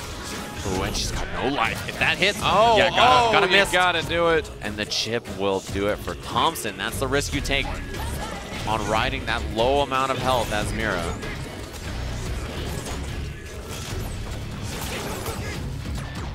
Each character's fireballs blasting each other out right now. Adrian going for something on that counter breaker, but it's going to allow Thompson to recover a solid amount of life. Flip out, but wasn't ready for the miss. Medium break. Thompson with the air-to-air. Fireball, catch the back dash. Oh, wow. Juggle? That was ridiculous looking. Yeah, just how many fireballs are going to be in this combo? And pressure, these are super hard to deal with. Stand medium punch, yeah, one of the better buttons from Jago, but doesn't get to use that at a lot of ranges. Wow, just in that sequence, Adrian lost a lot of health, but he's slowly getting a little bit of the silver life back. Safe approach, went for the empty jump low. Thompson blocked it. Another one, what's he going to go for now? And Thompson jumped out of it too. He blocked two mix-ups completely. Oh, the overhead pickup right into Ultra. Stuff. He knew. That is the sign of a super talented top player, right? Is knowing exactly the health that you need to take off to put him in danger. He just confirmed right into Ultra before there was any sign on the screen that it was going to say danger. Really impressive stuff. Not only that, there were two situations there where he could have lost a ton of health and just stayed cool. Where it's just like, okay, well, she's going to put me in the bat lock. I'm going to sit here and just, she usually goes for empty jump low. He blocked that. The second time he went for a cross up on the opposite side, just jumped out of it. He knew exactly what was going to happen. That character is going to open you up like crazy. Like Mira opens you up constantly. And you have to know that. And he was ready for it, so that was good. And Thompson played it so well. Like, that's the thing. You have to know, like, look, I'm going to get hit by this character. Yeah. Her moveset is extremely powerful. Her mix-up's super potent. but she's losing so much life. So as she's comboing you and your life bar is draining, you look up at her life bar, Like, it's okay, also draining. just and gotta you're hit her like, once. I'm in there. All I have to do is tag her one time, There's and we're even. there's some terrifying stuff. I don't know if it still works this way, where the if you have 2 bars and you get a counter breaker with Mira, You do a like, billion damage. It's just it can be like 80% or something like that. It gets insane. She has the highest counter breaker damage. It's very, very, very. And very she's damaging. using technically her own health to Yes. do that, but that's the idea, is that if you're at 80% in the second round and you can KO your opponent, just do it, man. Yeah. It's gonna be a statement, that's for sure, that you're willing to risk everything. But man, that's the thing with that character, because all the roster of KI Yes. has universal health.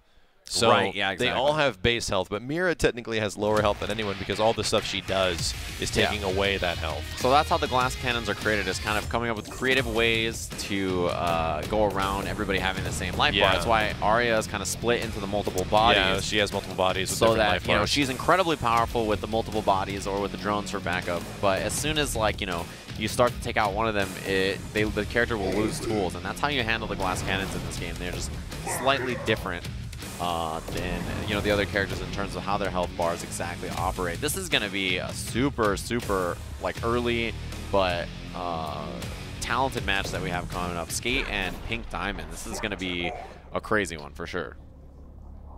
And Skate's been an Omen player since the dawn of time. Kind of like... Really? Was he one of the beginning Omens? Yeah, he's like really, like, I feel like pioneered a lot of the Omen stuff that people use. Oh, well, Pink Diamond has been also playing Maya since like beginning of time status as well. She's been a consistent, high-performing Maya player for a long time. Yeah. And it can be very hard to break Maya's defense if you have one that is used to all the matchups and setups and everything like that. My gosh, man. At least she can't Dragon Punch and make it safe anymore on block. The good old days. The good old days. Yeah, right. Yeah. I mean, you know... Those were the dark times for me. The risk of fun is worth the experiments in this game. You know, like, what other fighting game can say they have the crazy, fun, and interesting archetypes of KI, right? And the only, like, you have to think about the disadvantage of Maya is that if you miss one of the daggers, you are losing a resource that's huge, and it's across the screen, and you have to hope your opponent gives you the opportunity to go over there and get it, or you have to get instinct to bring him back. Right. Yeah, that's kind of the risk of Maya. She has a real strong throwing arm. Yeah. So when she throws a dagger, it's not like it's like, oh, it just lands on the floor behind her. No, like, she throws it all the way to the other field corner. down, and you have to go get it. Yeah, she has no problem. She's like, oh, let me one-handedly toss this dagger from one side of the screen to the other. Meanwhile, these fireball characters are like conjuring up like a special, super awesome fireball with all their might, and like she's just like, yeah, let me throw this dagger 1,000 million yards. Because once she loses them, she loses a huge part of her moveset. Yeah, so she can't even use the punch normals attached to the dagger. So she has the light punch dagger. Yeah. And if she throws that, she can't use any of her light punches or her heavy punch, because those use both daggers together. And then the medium punch dagger, which is the same thing, right? Medium normals can be used, and the heavy ones can be used both together. And she loses a lot of important tools, like the jumping heavy punch from Maya is one of the best jump buttons in the game. And you lose it when you don't have either of the daggers. Clutch light break from Pink Diamond. Summono Skate also has my favorite Omen color. I love this one. Yeah, this color is awesome. And Maya does real damage this season. Is much more damaging character than she used to be. Yeah, so they balanced her a bit because she lost a couple of other tools that were just really good by just giving her more all-around damage, right? Yeah, Shadow Tumble kick didn't combo, and the Mantis Duck from Skate, very smart. Oh, didn't get the juggle. Uppercut follow-up with the dagger. Lost it now. Samanosuke going to try his best to prevent her from getting it. Wow, there's just ballistic Omen right now. Man, yeah, the dash through. Oh, look for the throw bait mix-up, but instead, Pink Diamond went with the dash. And the Mantis cash out. So the only part of that was breakable was the standing medium kick. Yes, exactly. So the daggers were not breakable themselves, but the standing medium kick she did in the middle was. That's a big part of Maya, is you have to make huge guesses in her juggle combos as far as which button she is going to press. She doesn't get a ton of damage, but she does get pretty decent one. Ooh, the breaker on the heavy. And that spacing is really scary against Maya because she can throw that, you know, that medium punch or light punch dagger and really like lock you down. But the air mobility from Omen was very good about escaping that. No pickup out of the air. Samanosuke definitely not afraid of doing the teleport with Omen. It costs like a full bar, but it is huge for getting out of situations and continuing your pressure. Man, she is so aware, Pink Diamond, of picking up these combos, these juggles that Maya gets at all these different lives. And man, so much of this meter from Skate is being spent. Pink Diamond has broken like 4 combos in a row straight. All right, will be able to build the dagger pips up here. Also has instinct, and so if she throws the daggers together, they will be unblockable. Completely unblockable, yeah. So that's why he goes to the air. Nice juggle follow-up. It's still going, and the cash out right in the end. Oh, and he got out with the light order. Pick up off the ground, but no, it doesn't complete. This is a pretty big slugfest right now. Samanosuke really wants that hit, and Pink Diamond is doing something really smart to prevent the follow-up. Every time she's blocking a button and he's slightly out of range, she's doing down heavy punch. Yeah. And it's knocking him out of any approach that he has when he tries to jump in. Yeah, and he's doing a lot of the shadow form to try to move around and stuff, and Maya Crouching Fierce hits on both sides. So, like, it's really tough to escape that kind of, scenario. Instant mixed up. It's a great anti-air. Yeah, you can see it there. It hit him grounded, actually. Pretty decent damage. Keep him in the corner. Want to make him block as much as possible because she is building pips on the daggers. Yeah, exactly. She has the unblockable dagger available now. See that 2 purple pips on the bottom, and that's what she did there. Unblockable him as he was waking up. Pick up, but the dagger is behind. Another lockout. Pink Diamond looking pretty good here. I love using the uppercut as mobility when you have a dagger. So she backdashed up to go grab the dagger, and then immediately uppercut to throw the dagger in the air to set up her own offense. Genius. Looks like that's going to miss. Will she have another break here? Nope, Samanosuke getting the full combo. Only 20% though. Omen is low damage output. Yeah, low damage output character, but great neutral game in terms of the movement and neutral buttons, the fireballs. All those things are really good for this character. Kind of mix-ups. Man, he's flying all over the place. Very tough to see, but the medium doubles were broken right away. Uppercut available. Shadow uppercut. Has him in the corner. It's kind of the nature of Omen. He's going to hit you a lot, but it's not going to do a whole bunch unless he can consistently keep it up. And the juggle here, a lot of damage and the cash out at the end. 30% from Pink Diamond, who's really just controlling here. Samanosuke not respecting the flip kick mix-up. Jabbing her out of the air. Oh, no punish, but also a missed shadow counter. Taking it into the final round. Pink Diamond needs to potentially get that dagger. Okay, she gets it. And Maya has the mobility to get the job done. Lockout early. There's been a lot of early breakers. Oh, Shadow Orb's out now for mix-up. Nice. Really good block from Pink Diamond. Oh, in the front, it was light doubles and then the immediate throw from Pink Diamond. Oh, media daggers don't work. She lost both daggers. Nice. I had no idea where Skate was going there. Instinct activation. This is going to be real tough.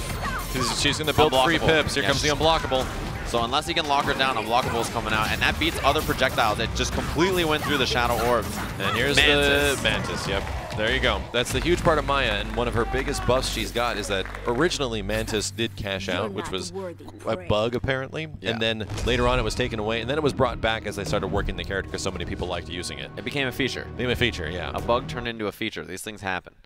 And yeah, it was really smart of her to throw the dagger at the end there, because when you power the dagger all the way up, it beats other projectiles, it's homing, and it's unblockable. But you have to rely on them blocking a whole bunch. Yeah, you got to make them block 4 daggers in a row. So it's not always easy to build that up. But when you have instinct, the daggers return to you, so you can always bring them back. Oh, there maybe with a potential Fulgore switch. We'll see how this goes. Would be the second Fulgore we've seen in tournament. Yeah, and I think, was he the first Omen we've seen today? I'm trying to think. No, we saw one other, right? What was one other? I think it was Oso. And we also have some Maya on screen, so I feel like we must be into like over 20 characters by now. We'll see what happens. I'm pretty sure Thunder Stage is commonly known as the competitive stage in KI nowadays. I mean, it's just, I think it also just has the best music. I think it also has the best music and probably the best views. Yeah, it just looks really great. Love the backwards tumble kick to pull them closer to the dagger. That was a good idea from Diamond for sure. This Fulgore stuck in the corner. Yeah, this is a bad spot. He has great mobility, and the uppercut will let him deal with the air approach a little easier. It's so. I just say as a Fulgore player in this situation, it's tough to want to uppercut Maya when she jumps at you if she has a dagger, because she can throw the dagger and smack you down. Right. Exactly. So it can be feel a little limited in what you have to do. Yeah, it's worth the trade. I mean, the dagger doesn't do too much damage, but yeah, for sure, it's definitely disheartening. Pick up off of it, didn't get the tumble kick on the other side, dash forward, and no uppercut. Good throw tech. Oh, out of range. Oh, just out of range. Got to be really careful with that stuff, man. You whiff throws in this game, it'll hurt. And no uppercut from Skate. Oh, walk all the way up for the throw, and she's got the unblockable on deck. She has the unblockable charged up now, but there's no homing on it.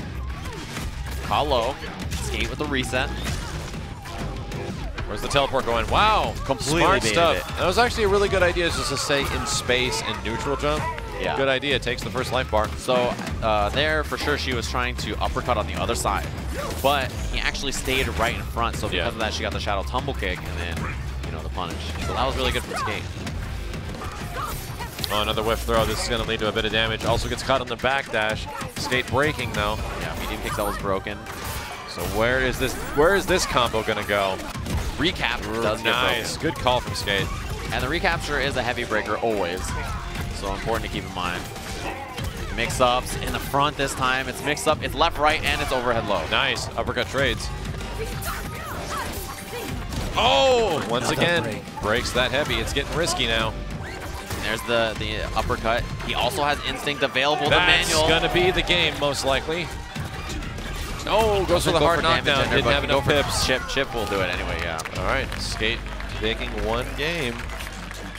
Let's see how much this is going to change and how much Pink Diamond can adjust.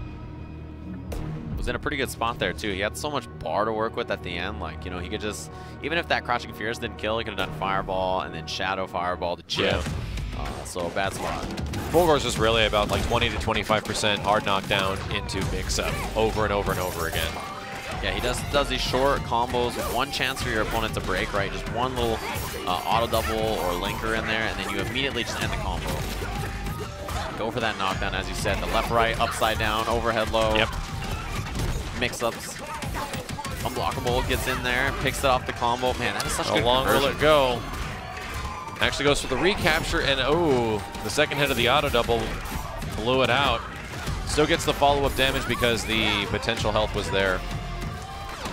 Oh, and she does the shadow good uppercut. stuff. Not quite enough. But the lands in front, and now look, pulling him backwards. Yep, to so get she her can dagger. Pick up the dagger and is wasting out Fulgor instinct time. Very, very convincing first game from Pink Diamond in this set. This is potentially the last health bar before she continues. Juggle with the uppercut, combo, and then the other side, but a punish on the landing frame from Skate. Oh, went for a reset. There have been way too many whiff throws from Skate right now. He's gonna have to be very careful. Oh, dagger assault. We'll see what the mix-ups are going to be left, right, and those daggers keep landing, but yeah, as soon as you hit her. Skate blocked it and went away. Okay, the throw. Now she does have instinct, so you got to watch out for that. New target combo. Oh, with the patience, and then sticks out the button at the last second. Another dagger assault. And the immediate break again. Oh, Skate trying to press a button to interrupt that stuff. Good uppercut on the Mantis. Calm that down, medium punch is now in a good position. Another dagger assault, building those up, but another uppercut 3 times in a row. Yeah, they are. There's a lot more buttons being pressed from Diamond in this round from the previous. She is contesting more, and it is working. Finds the throw, puts him in danger. Safe uppercut into safe dagger. Caught her? No, the forward dash, but no miss time. It lowered her hitbox enough. Wow, that was crazy. Yeah, and the shadow counter was late. Pick up off the combo, and that'll do it. Pink Diamond continues. Good idea from Skate for the character change. It did win him a game, and it got pretty close in the final, but not enough to continue. Pink Diamond with the adjustment, and once again, Maya moves on.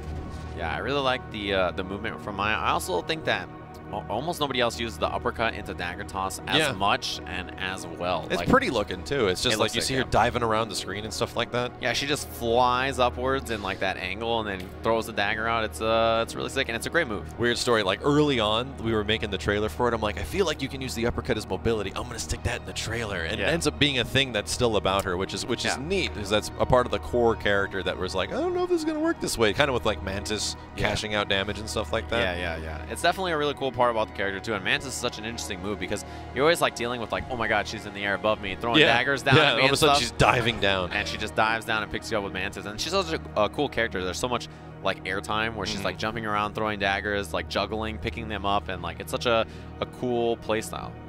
Yeah, I agree. So we're going to be continuing in the matches right now. We should have 2 more matches in the first round of the top 32 matches that are going to be going on today. This is the winner side, obviously, right? And then, you know, as a reminder, everybody who plays in the top 32 winners, if they win, they have 2 more matches to win before they're in top 8. So, You know, they got to win 2 more. You know, the first round is going to be tough, and then after that, it just gets tougher and tougher and tougher. And that's tough because top 32 is stacked. Considering the performance of players yesterday for the last chance qualifiers, and 4 of those guys have made it in today to compose the top 32. It's pretty crazy. I'm trying to think if any of the last chance qualifiers have continued. Gutter did, for sure. Yeah, Gutter definitely. I think Swordsman did not win his match in top 32 though. Right, he did not. We can actually look at that. Yeah, we should check that out because these are guys that did not have enough points initially to get into the tournament today, but did have an opportunity yesterday to make it because of the last chance. Yeah, Chaidez did not make it on. Swordsman, as you mentioned earlier. The last chance qualifier. Who lost to Thompson? That's right. Yeah. So only one of them has moved on so far. Has been Gutter Magic. And that was Gutter Magic, yeah. And Gutter notably has had top 2 Evo performances for Killer Instinct, and is a very profound Killer Instinct player using Thunder in the past. And he did make it through yesterday, so let's see how far he can get. Yeah, I mean, I don't think any player has 3 Evo top 8s in. Yeah, that's true. I don't think any player has made it 3 years. So 2 top 8 finishes for Gutter Magic. So now it's going to be another Thunder up here versus Sickle, who you see on the right side of your screen, playing likely Glacius. Alita Master versus Thunder. That's actually the new Thunder costume. I think it's the Nez Pierce one. Right, yeah. That was free to download, I'm pretty sure, a little while ago. It was like an authentic, like, Native American costume with like authentic clothing and gear, which was pretty cool. Yeah, I do love Thunder's design for that one and his original. I think Thunder, next to like Spinal, is potentially like one of the best designed fighting game characters ever. He looks so freaking heroic. It's ridiculous. Look at those traps. Look at them up there. They're huge. Look at that. The necklace is barely hanging in on there. Like, those things are so massive. I feel like something's just going to slide right off. It's crazy. Yeah, he's definitely a burly fellow. Like, even up next to Glacius, this crazy alien dude, like, he's just like, yeah, I'm chilling. Check out my traps, bro. He's almost the same size. Yeah.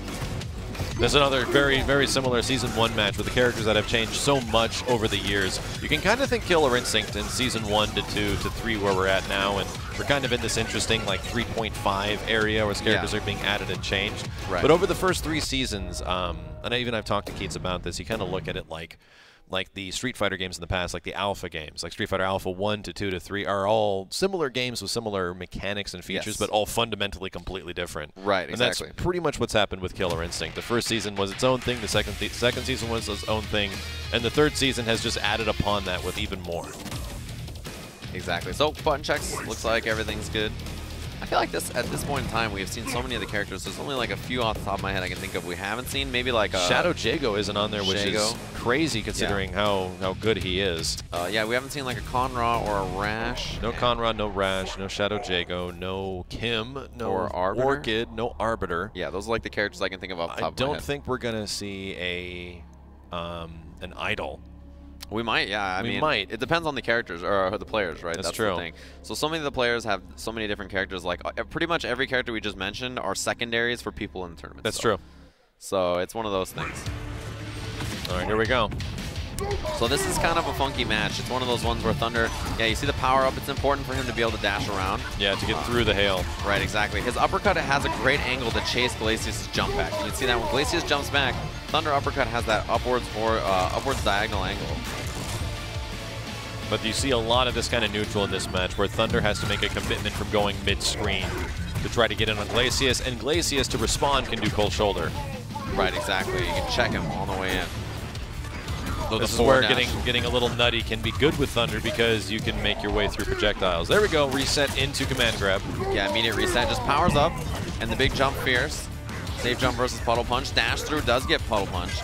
And another reset attempt. And Sickle was ready for it though this time. He says, look, I see you. I see you out here. The first time it didn't work out for you, but yeah, now I'm ready. A lot of the random hits definitely going to go in Sickle's favor, and that's going to be a big aspect of Glacius, is just using the ice snipes, getting a little bit of pokes to the face.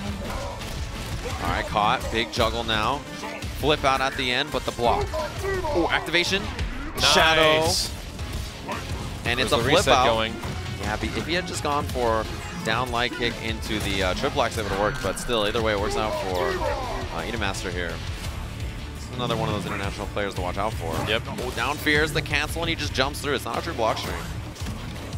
So what makes it actually good? Because it's not a true block string, if you try to jump, you'll get hit normally. Get hit on the way up. He had armor as It's Glacius. frustrating. Yes, for sure. Because if he does Crouching Fierce and a command throw, and you block, you get hit. If he does Crouching Fierce and a triple axe, and you try to jump, Wow, the easiest thing to break, and he chose to break it. yeah, but I mean, he called the hail first, which is like the sickest thing. Yep. Oh, this is corner chance for Glacius, but he escapes. Good uppercut. You're going to need a few of those. Thunder has to have to go a little crazy to prevent Glacius from jumping around. Activation, he's all powered up now. Big jump, heavy punch, good block from Sickle. Still has the dash. Really good blocks from Sickle to just stay there and be confident that he's not going to go for command grab. Uppercut, he'll be able to tackle. Yeah, oh, he chooses to go for the puddle instead. Actually choosing to save space and run away. That Pretty was interesting. So good. So he faked backwards movement so many times, looking for chip here. Uh-oh. Uppercut. Dash through, uppercut. Reset, no one for the hard knockdown. Chase down, uppercut Another again, one. and he got him with the cross I up. can't believe that worked in his favor. Sometimes After the that's what you first gotta one, we do. were like, uh-oh, this does a bit of damage. This is going to be really close. Well, that was definitely in Glacius' favor for 90% the match. Yes. And then in the very end, the burst damage from Thunder brought him back. Ooh, the tick throw again. He's been doing a lot of tick, normal, and shadow throws as resets, and I think that it's an interesting idea. Once you have the Glacius player holding up back, which he's now done, that's when you got to bring out the ankle slicer. Immediate. Good call. There wasn't even a tell. He just knew it was going to happen. Yeah, and the big cash out. Check out the damage on this. Power up at the end too, 61%. Ouch. The patience too. Oh, you see him slide away. It looked like it was in slow motion. I keep forgetting Glacius got back his backdash. I feel like a change that Glacius players maybe don't love. I feel like there should just be a choo every time he backdashes. Power up. Alita Master is taking his time and just backing up. He's going to take this little bit because eventually Glacius is going to have to make an approach. Ooh, the dash through combo, and it's a break. Probably a throw temp. But it was a light breaker anyway. Sickle making it through. Melting the life bar away little bit by bit. Gets the stomp and the juggle, but the medium breaker. Very patient, trying to make him jump. Oh, the stomp jumped at the worst crossed time. up, and now it's got caught by the low. Instinct available for Thunder as well. You can see the puddle coming. Oh, it's jab. The knockdown. One mix-up will do it. You know, I'm surprised no shadow uppercut, but Should close. be it. Just enough. Chip. Chip is a big issue, Yeah. and it is enough. Yeah, you got him with a true block string. Jump fierce into the immediate shadow command throw. It's looking like the little bit of change in play style from the beginning of the first game for Alita Master is working out very well. Like Right. you need to start challenging things as much as possible and just getting a little nutty. And that's kind of an aspect of Thunder that a lot of Thunder players utilize. You got to Right. be a little crazy. Yeah, you got to take risks. You got to take risks. You gotta Every put- grappler, you know, in fighting games has got to take risks. You're going to have to day pay, and you're going to have to do some big committing, like strike at the bottom to make them think constantly. Yeah, because if you don't take any risks, really, a character with a command throw is not frightening. Yeah. Right? Like, you have You to just take hold up. risks. You just hold up. Yeah. And you just jump away, and then they're like, wow. What do Shucks. I do? Please stay on the ground. Yeah, and this is a perfect game to take the risk in because there is the breaker. So you can set that risk up and be like, all right, look, I'll break this now. Now I know that this, you know, I have the read on command throw or not command throw. Yeah. And now I can set up the breakers afterwards. So that's kind of what you worry about as a Thunder player. If you keep the speed kind of frantic, that's great for you. Yes. You want to control them constantly, and then eventually they're going to stop jumping, and then that's when you go for your ridiculous 25% command grabs that are unbreakable. Yeah, they do a ton of damage, and they give you a pretty good setup afterwards as well. We'll see what adjustments can be made, because this usually can go fairly good in Glacius' favor, but he has to be careful. Yeah, it really just depends on how this goes. Like, if he can get the zoning going, it can be a good match. But, you know, you see the power from Thunder, something that he has now. It gives him that invincible dash, which you see right there. It just gets through all the zoning from Glacius with jab checks. Interesting. Now that he's not jumping away anymore, he's staying grounded and checking these forward movements. Reversal to get right through. But same with Thunder. Sickle's taking a lot of risks here. He is going for puddle punches quite a bit. Clutch shadow counter, though. Could take the life bar, but a good medium break from Alita Master. Right, so That he was did just a medium linker, which means the manual after has to be medium or light. Counterbreaker is good, and that was, again, a revenge mode. He was like, look, you got me. You jumped out of this. All right, I'm going to break this combo, and I'll be right back in there. But it doesn't work out.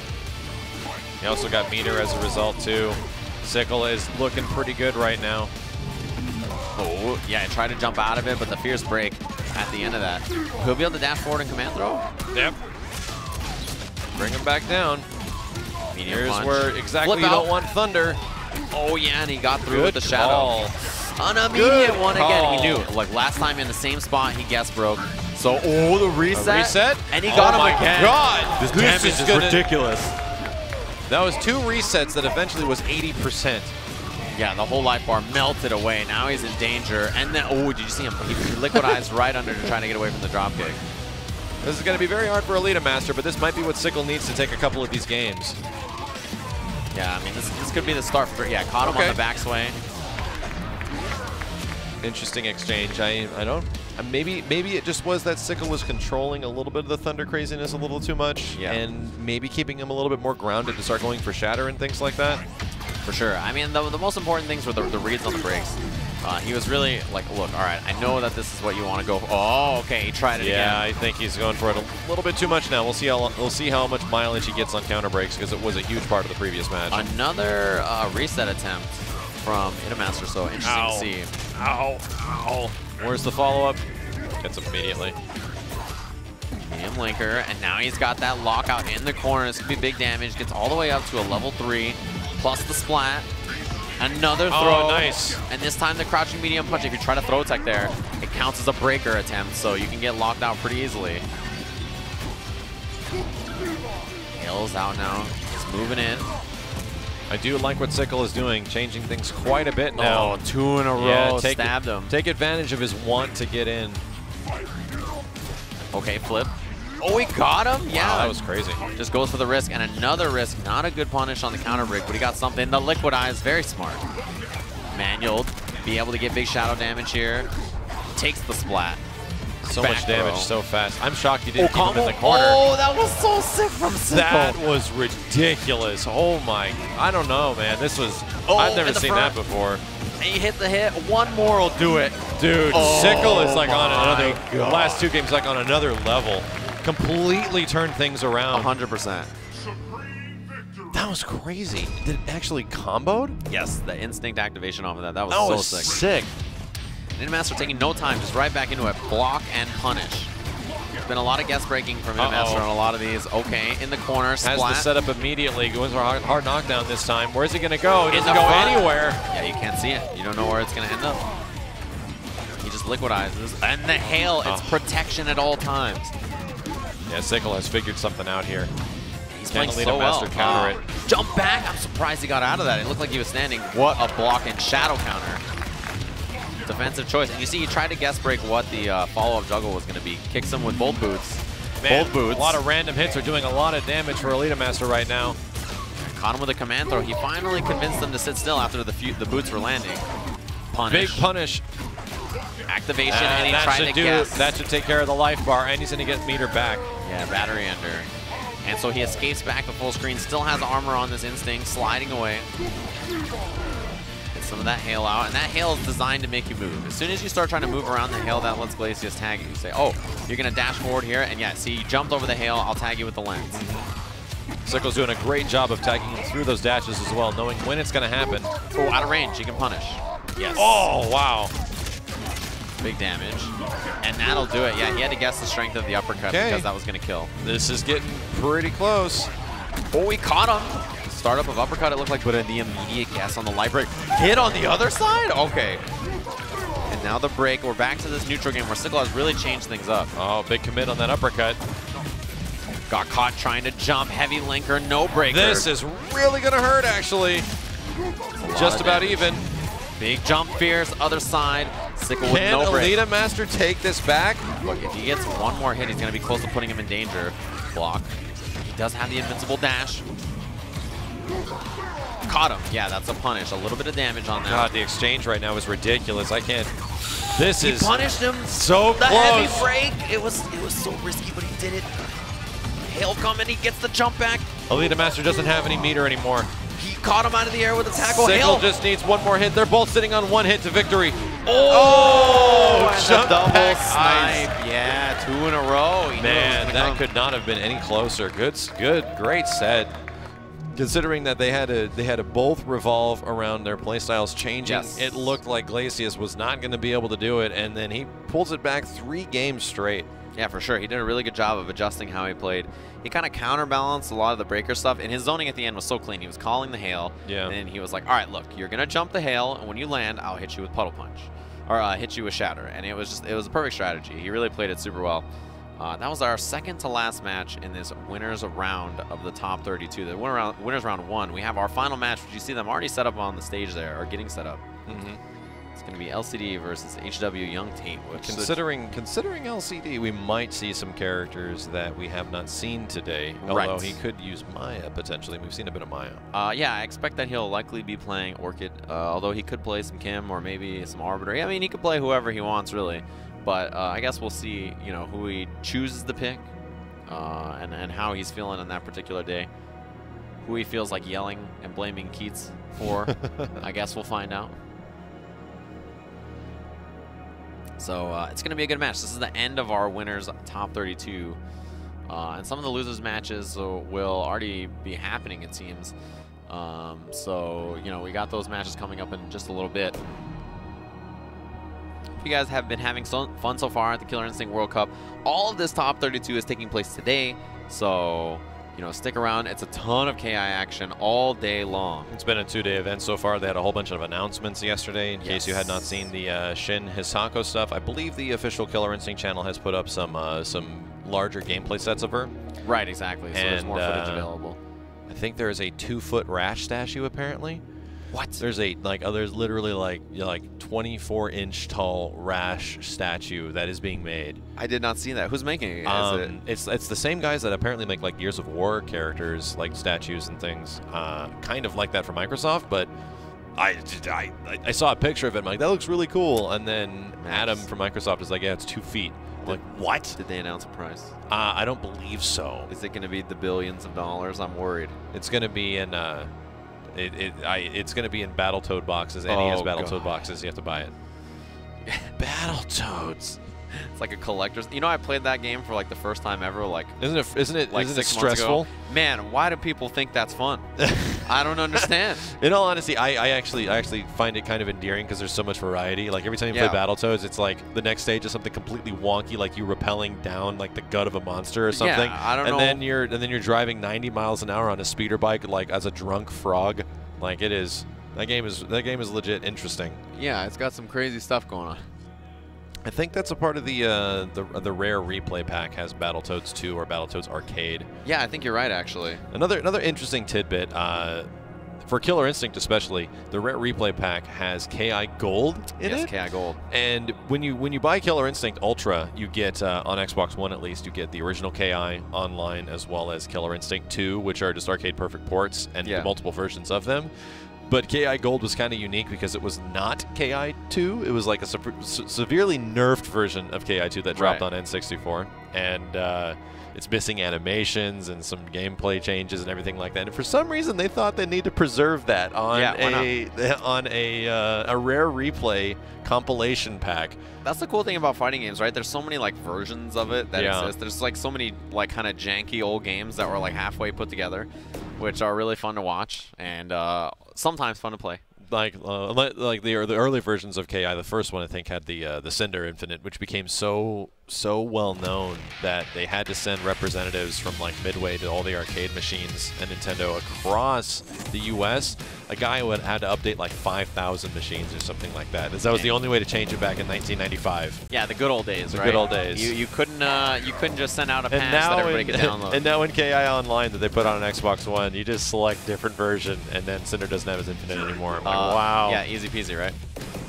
All right, so here we go. It looks like LCD might be sticking it out with Maya. Yeah, he's been playing a lot of characters. You know, he has Maya. That was one of the original characters he played. Orchid, of course. You know, Kim Woo, he played a lot of for a long time. He was really like one of those people who was fighting for the Kim Woo buffs. And then, you know, he was really looking forward to it. The Kim Woo buffs came, and then he immediately switched to Orchid. So it's quite the strategy. Maybe he wanted her to have a teleport. Yeah, maybe that's what he was looking for, a teleport. I don't know. But it is a button check, so we'll see. Moving forward in the tournament, yeah, I think at this point we've seen a greater 80% of the roster at this point, but there can be some interesting character choices. Rico did get disqualified from the first round. Yeah, right in the loser's bracket. He is in the loser's bracket right now, and I'm pretty sure he's still, hopefully he's around. So we could see some character variety on that end, but it's kind of the wonderful thing about KI right now is that there are character specialists and they play a multitude of characters, and it allows for some pretty interesting matches as a result. And then sometimes it leads to Cinder Cinder, and it's like, oh my god. Yeah, Cinder Cinder. So many bombs. It depends. Like, a lot of mirror matches are super wonky. Yeah. You know, they're just like... That's true. In this game, mirror matches don't happen too often, and they're a little weird when they do. Did I just say that and it's about to happen? Some can be pretty weird. Some are not that strange. It just depends.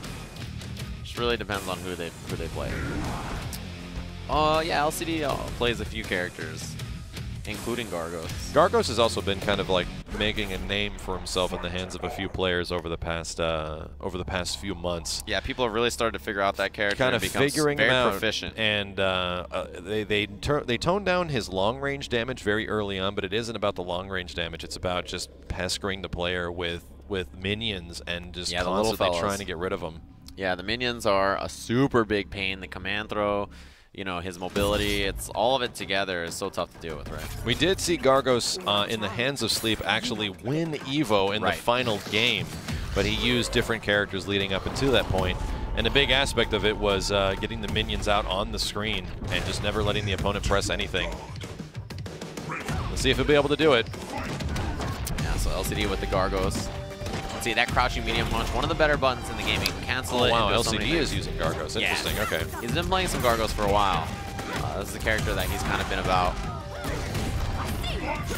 Mix up, yeah, and it looks like he just got counter hit. Juggle now.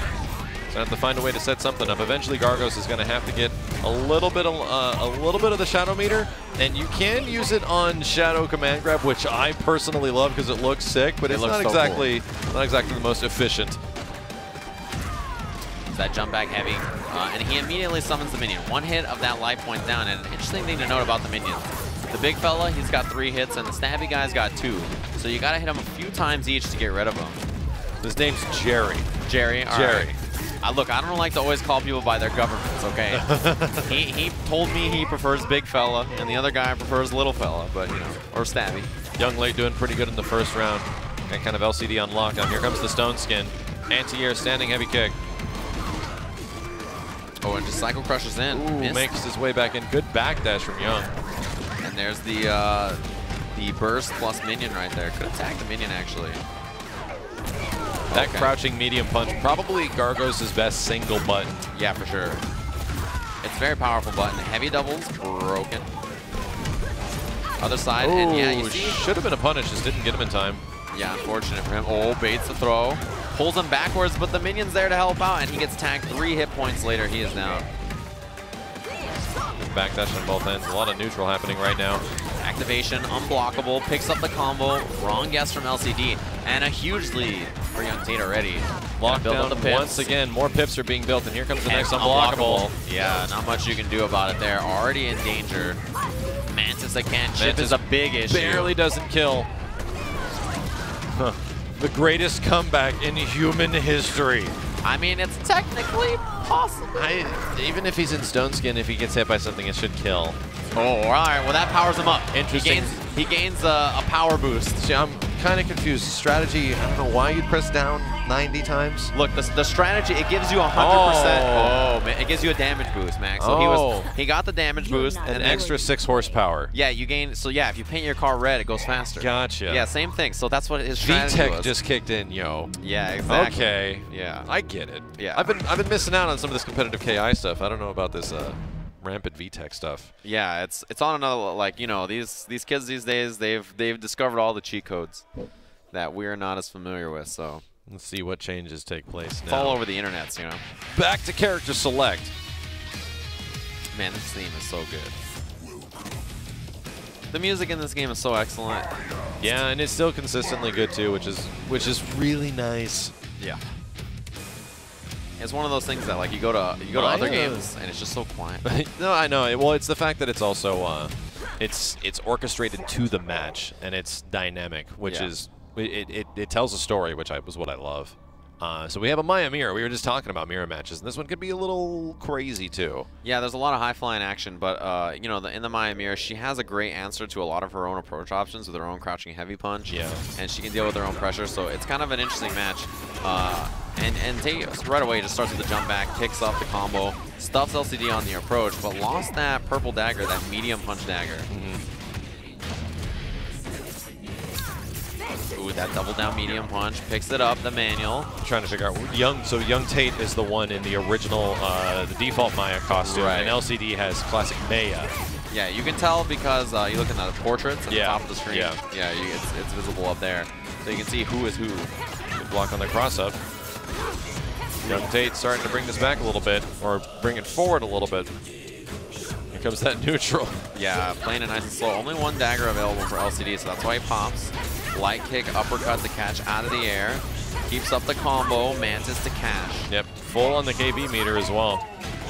Maximum damage. Ooh, air to air.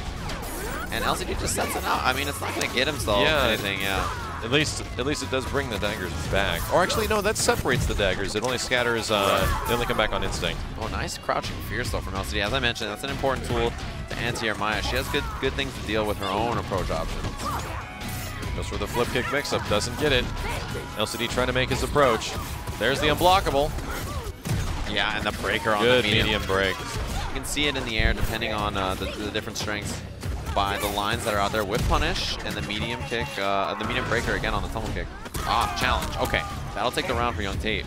So we're just about tied up here. You know, LCD's character switch seeming to be already better than the Gargo's pick. Yeah, absolutely a different change of pace from before. Air to air and the juggle. Mantis available, but broken. Sugar in the corner. Young Tate with the clutch break just to get a little bit of momentum back in his favor, but LCD bringing it back. Yeah, no daggers now for LCD. Gonna push her forward away from it. Recapture from the air and the neutral jump. LCD does have instinct available, which will give him back the daggers. Oh, clipped! Just about even. LCD not pressing a button on breaker. A little late on that one. And the light break, yeah, important. LCD, if he got locked out there, was probably dead. Probably death. This is going in LCD's favor for the most part, and he has an opportunity here. And there can be a cash out here. Uh-oh. Oh, it missed. It went the wrong way, but double down short, ultra, and that is that. Not even an combo ultra. Post-round taunting. And LCD down 2 games already. Wonder if LCD's going to make a change. That was actually going mostly in his favor for the most part, like at the beginning. And it's just a couple of bad decisions. It's a couple of situations that didn't go in your favor and can absolutely go in your favor. So I don't know. It was a lot better than what was happening with Gargos earlier. Yeah, for sure. And now he's in like an interesting spot. Does he go to a third character? Oh, he goes back into it. Going to rematch into it. This is set point for young Tate right now. Juggle. Yeah, and he gets the knockdown at the end. The empty jump into the throw. That's that down heavy punch like you were saying. Good anti-air against this mirror match. Yeah, it's a big button to hit in this matchup in particular. It hits on both sides. Finds the hit, although the dagger is behind. So now no daggers for young Tate, although he picks up the medium to be able to pick up the light if he moves forward just a bit more. But the anti-air. LCD has the corner approach now. What's he going to do with it? Keep that dagger out of her hands. Jump in. And Tate almost has instinct. Ooh, almost no breaks. Yeah. Threatens it, but doesn't actually go for the whole thing. Oh, good try. I like that idea. Didn't work out as much, but if you went for uppercut, probably would have gotten the damage with Shadow Uppercut. Yeah, it was definitely a good try. I think that was a good idea. So LCD extending the combo there to waste out the instinct.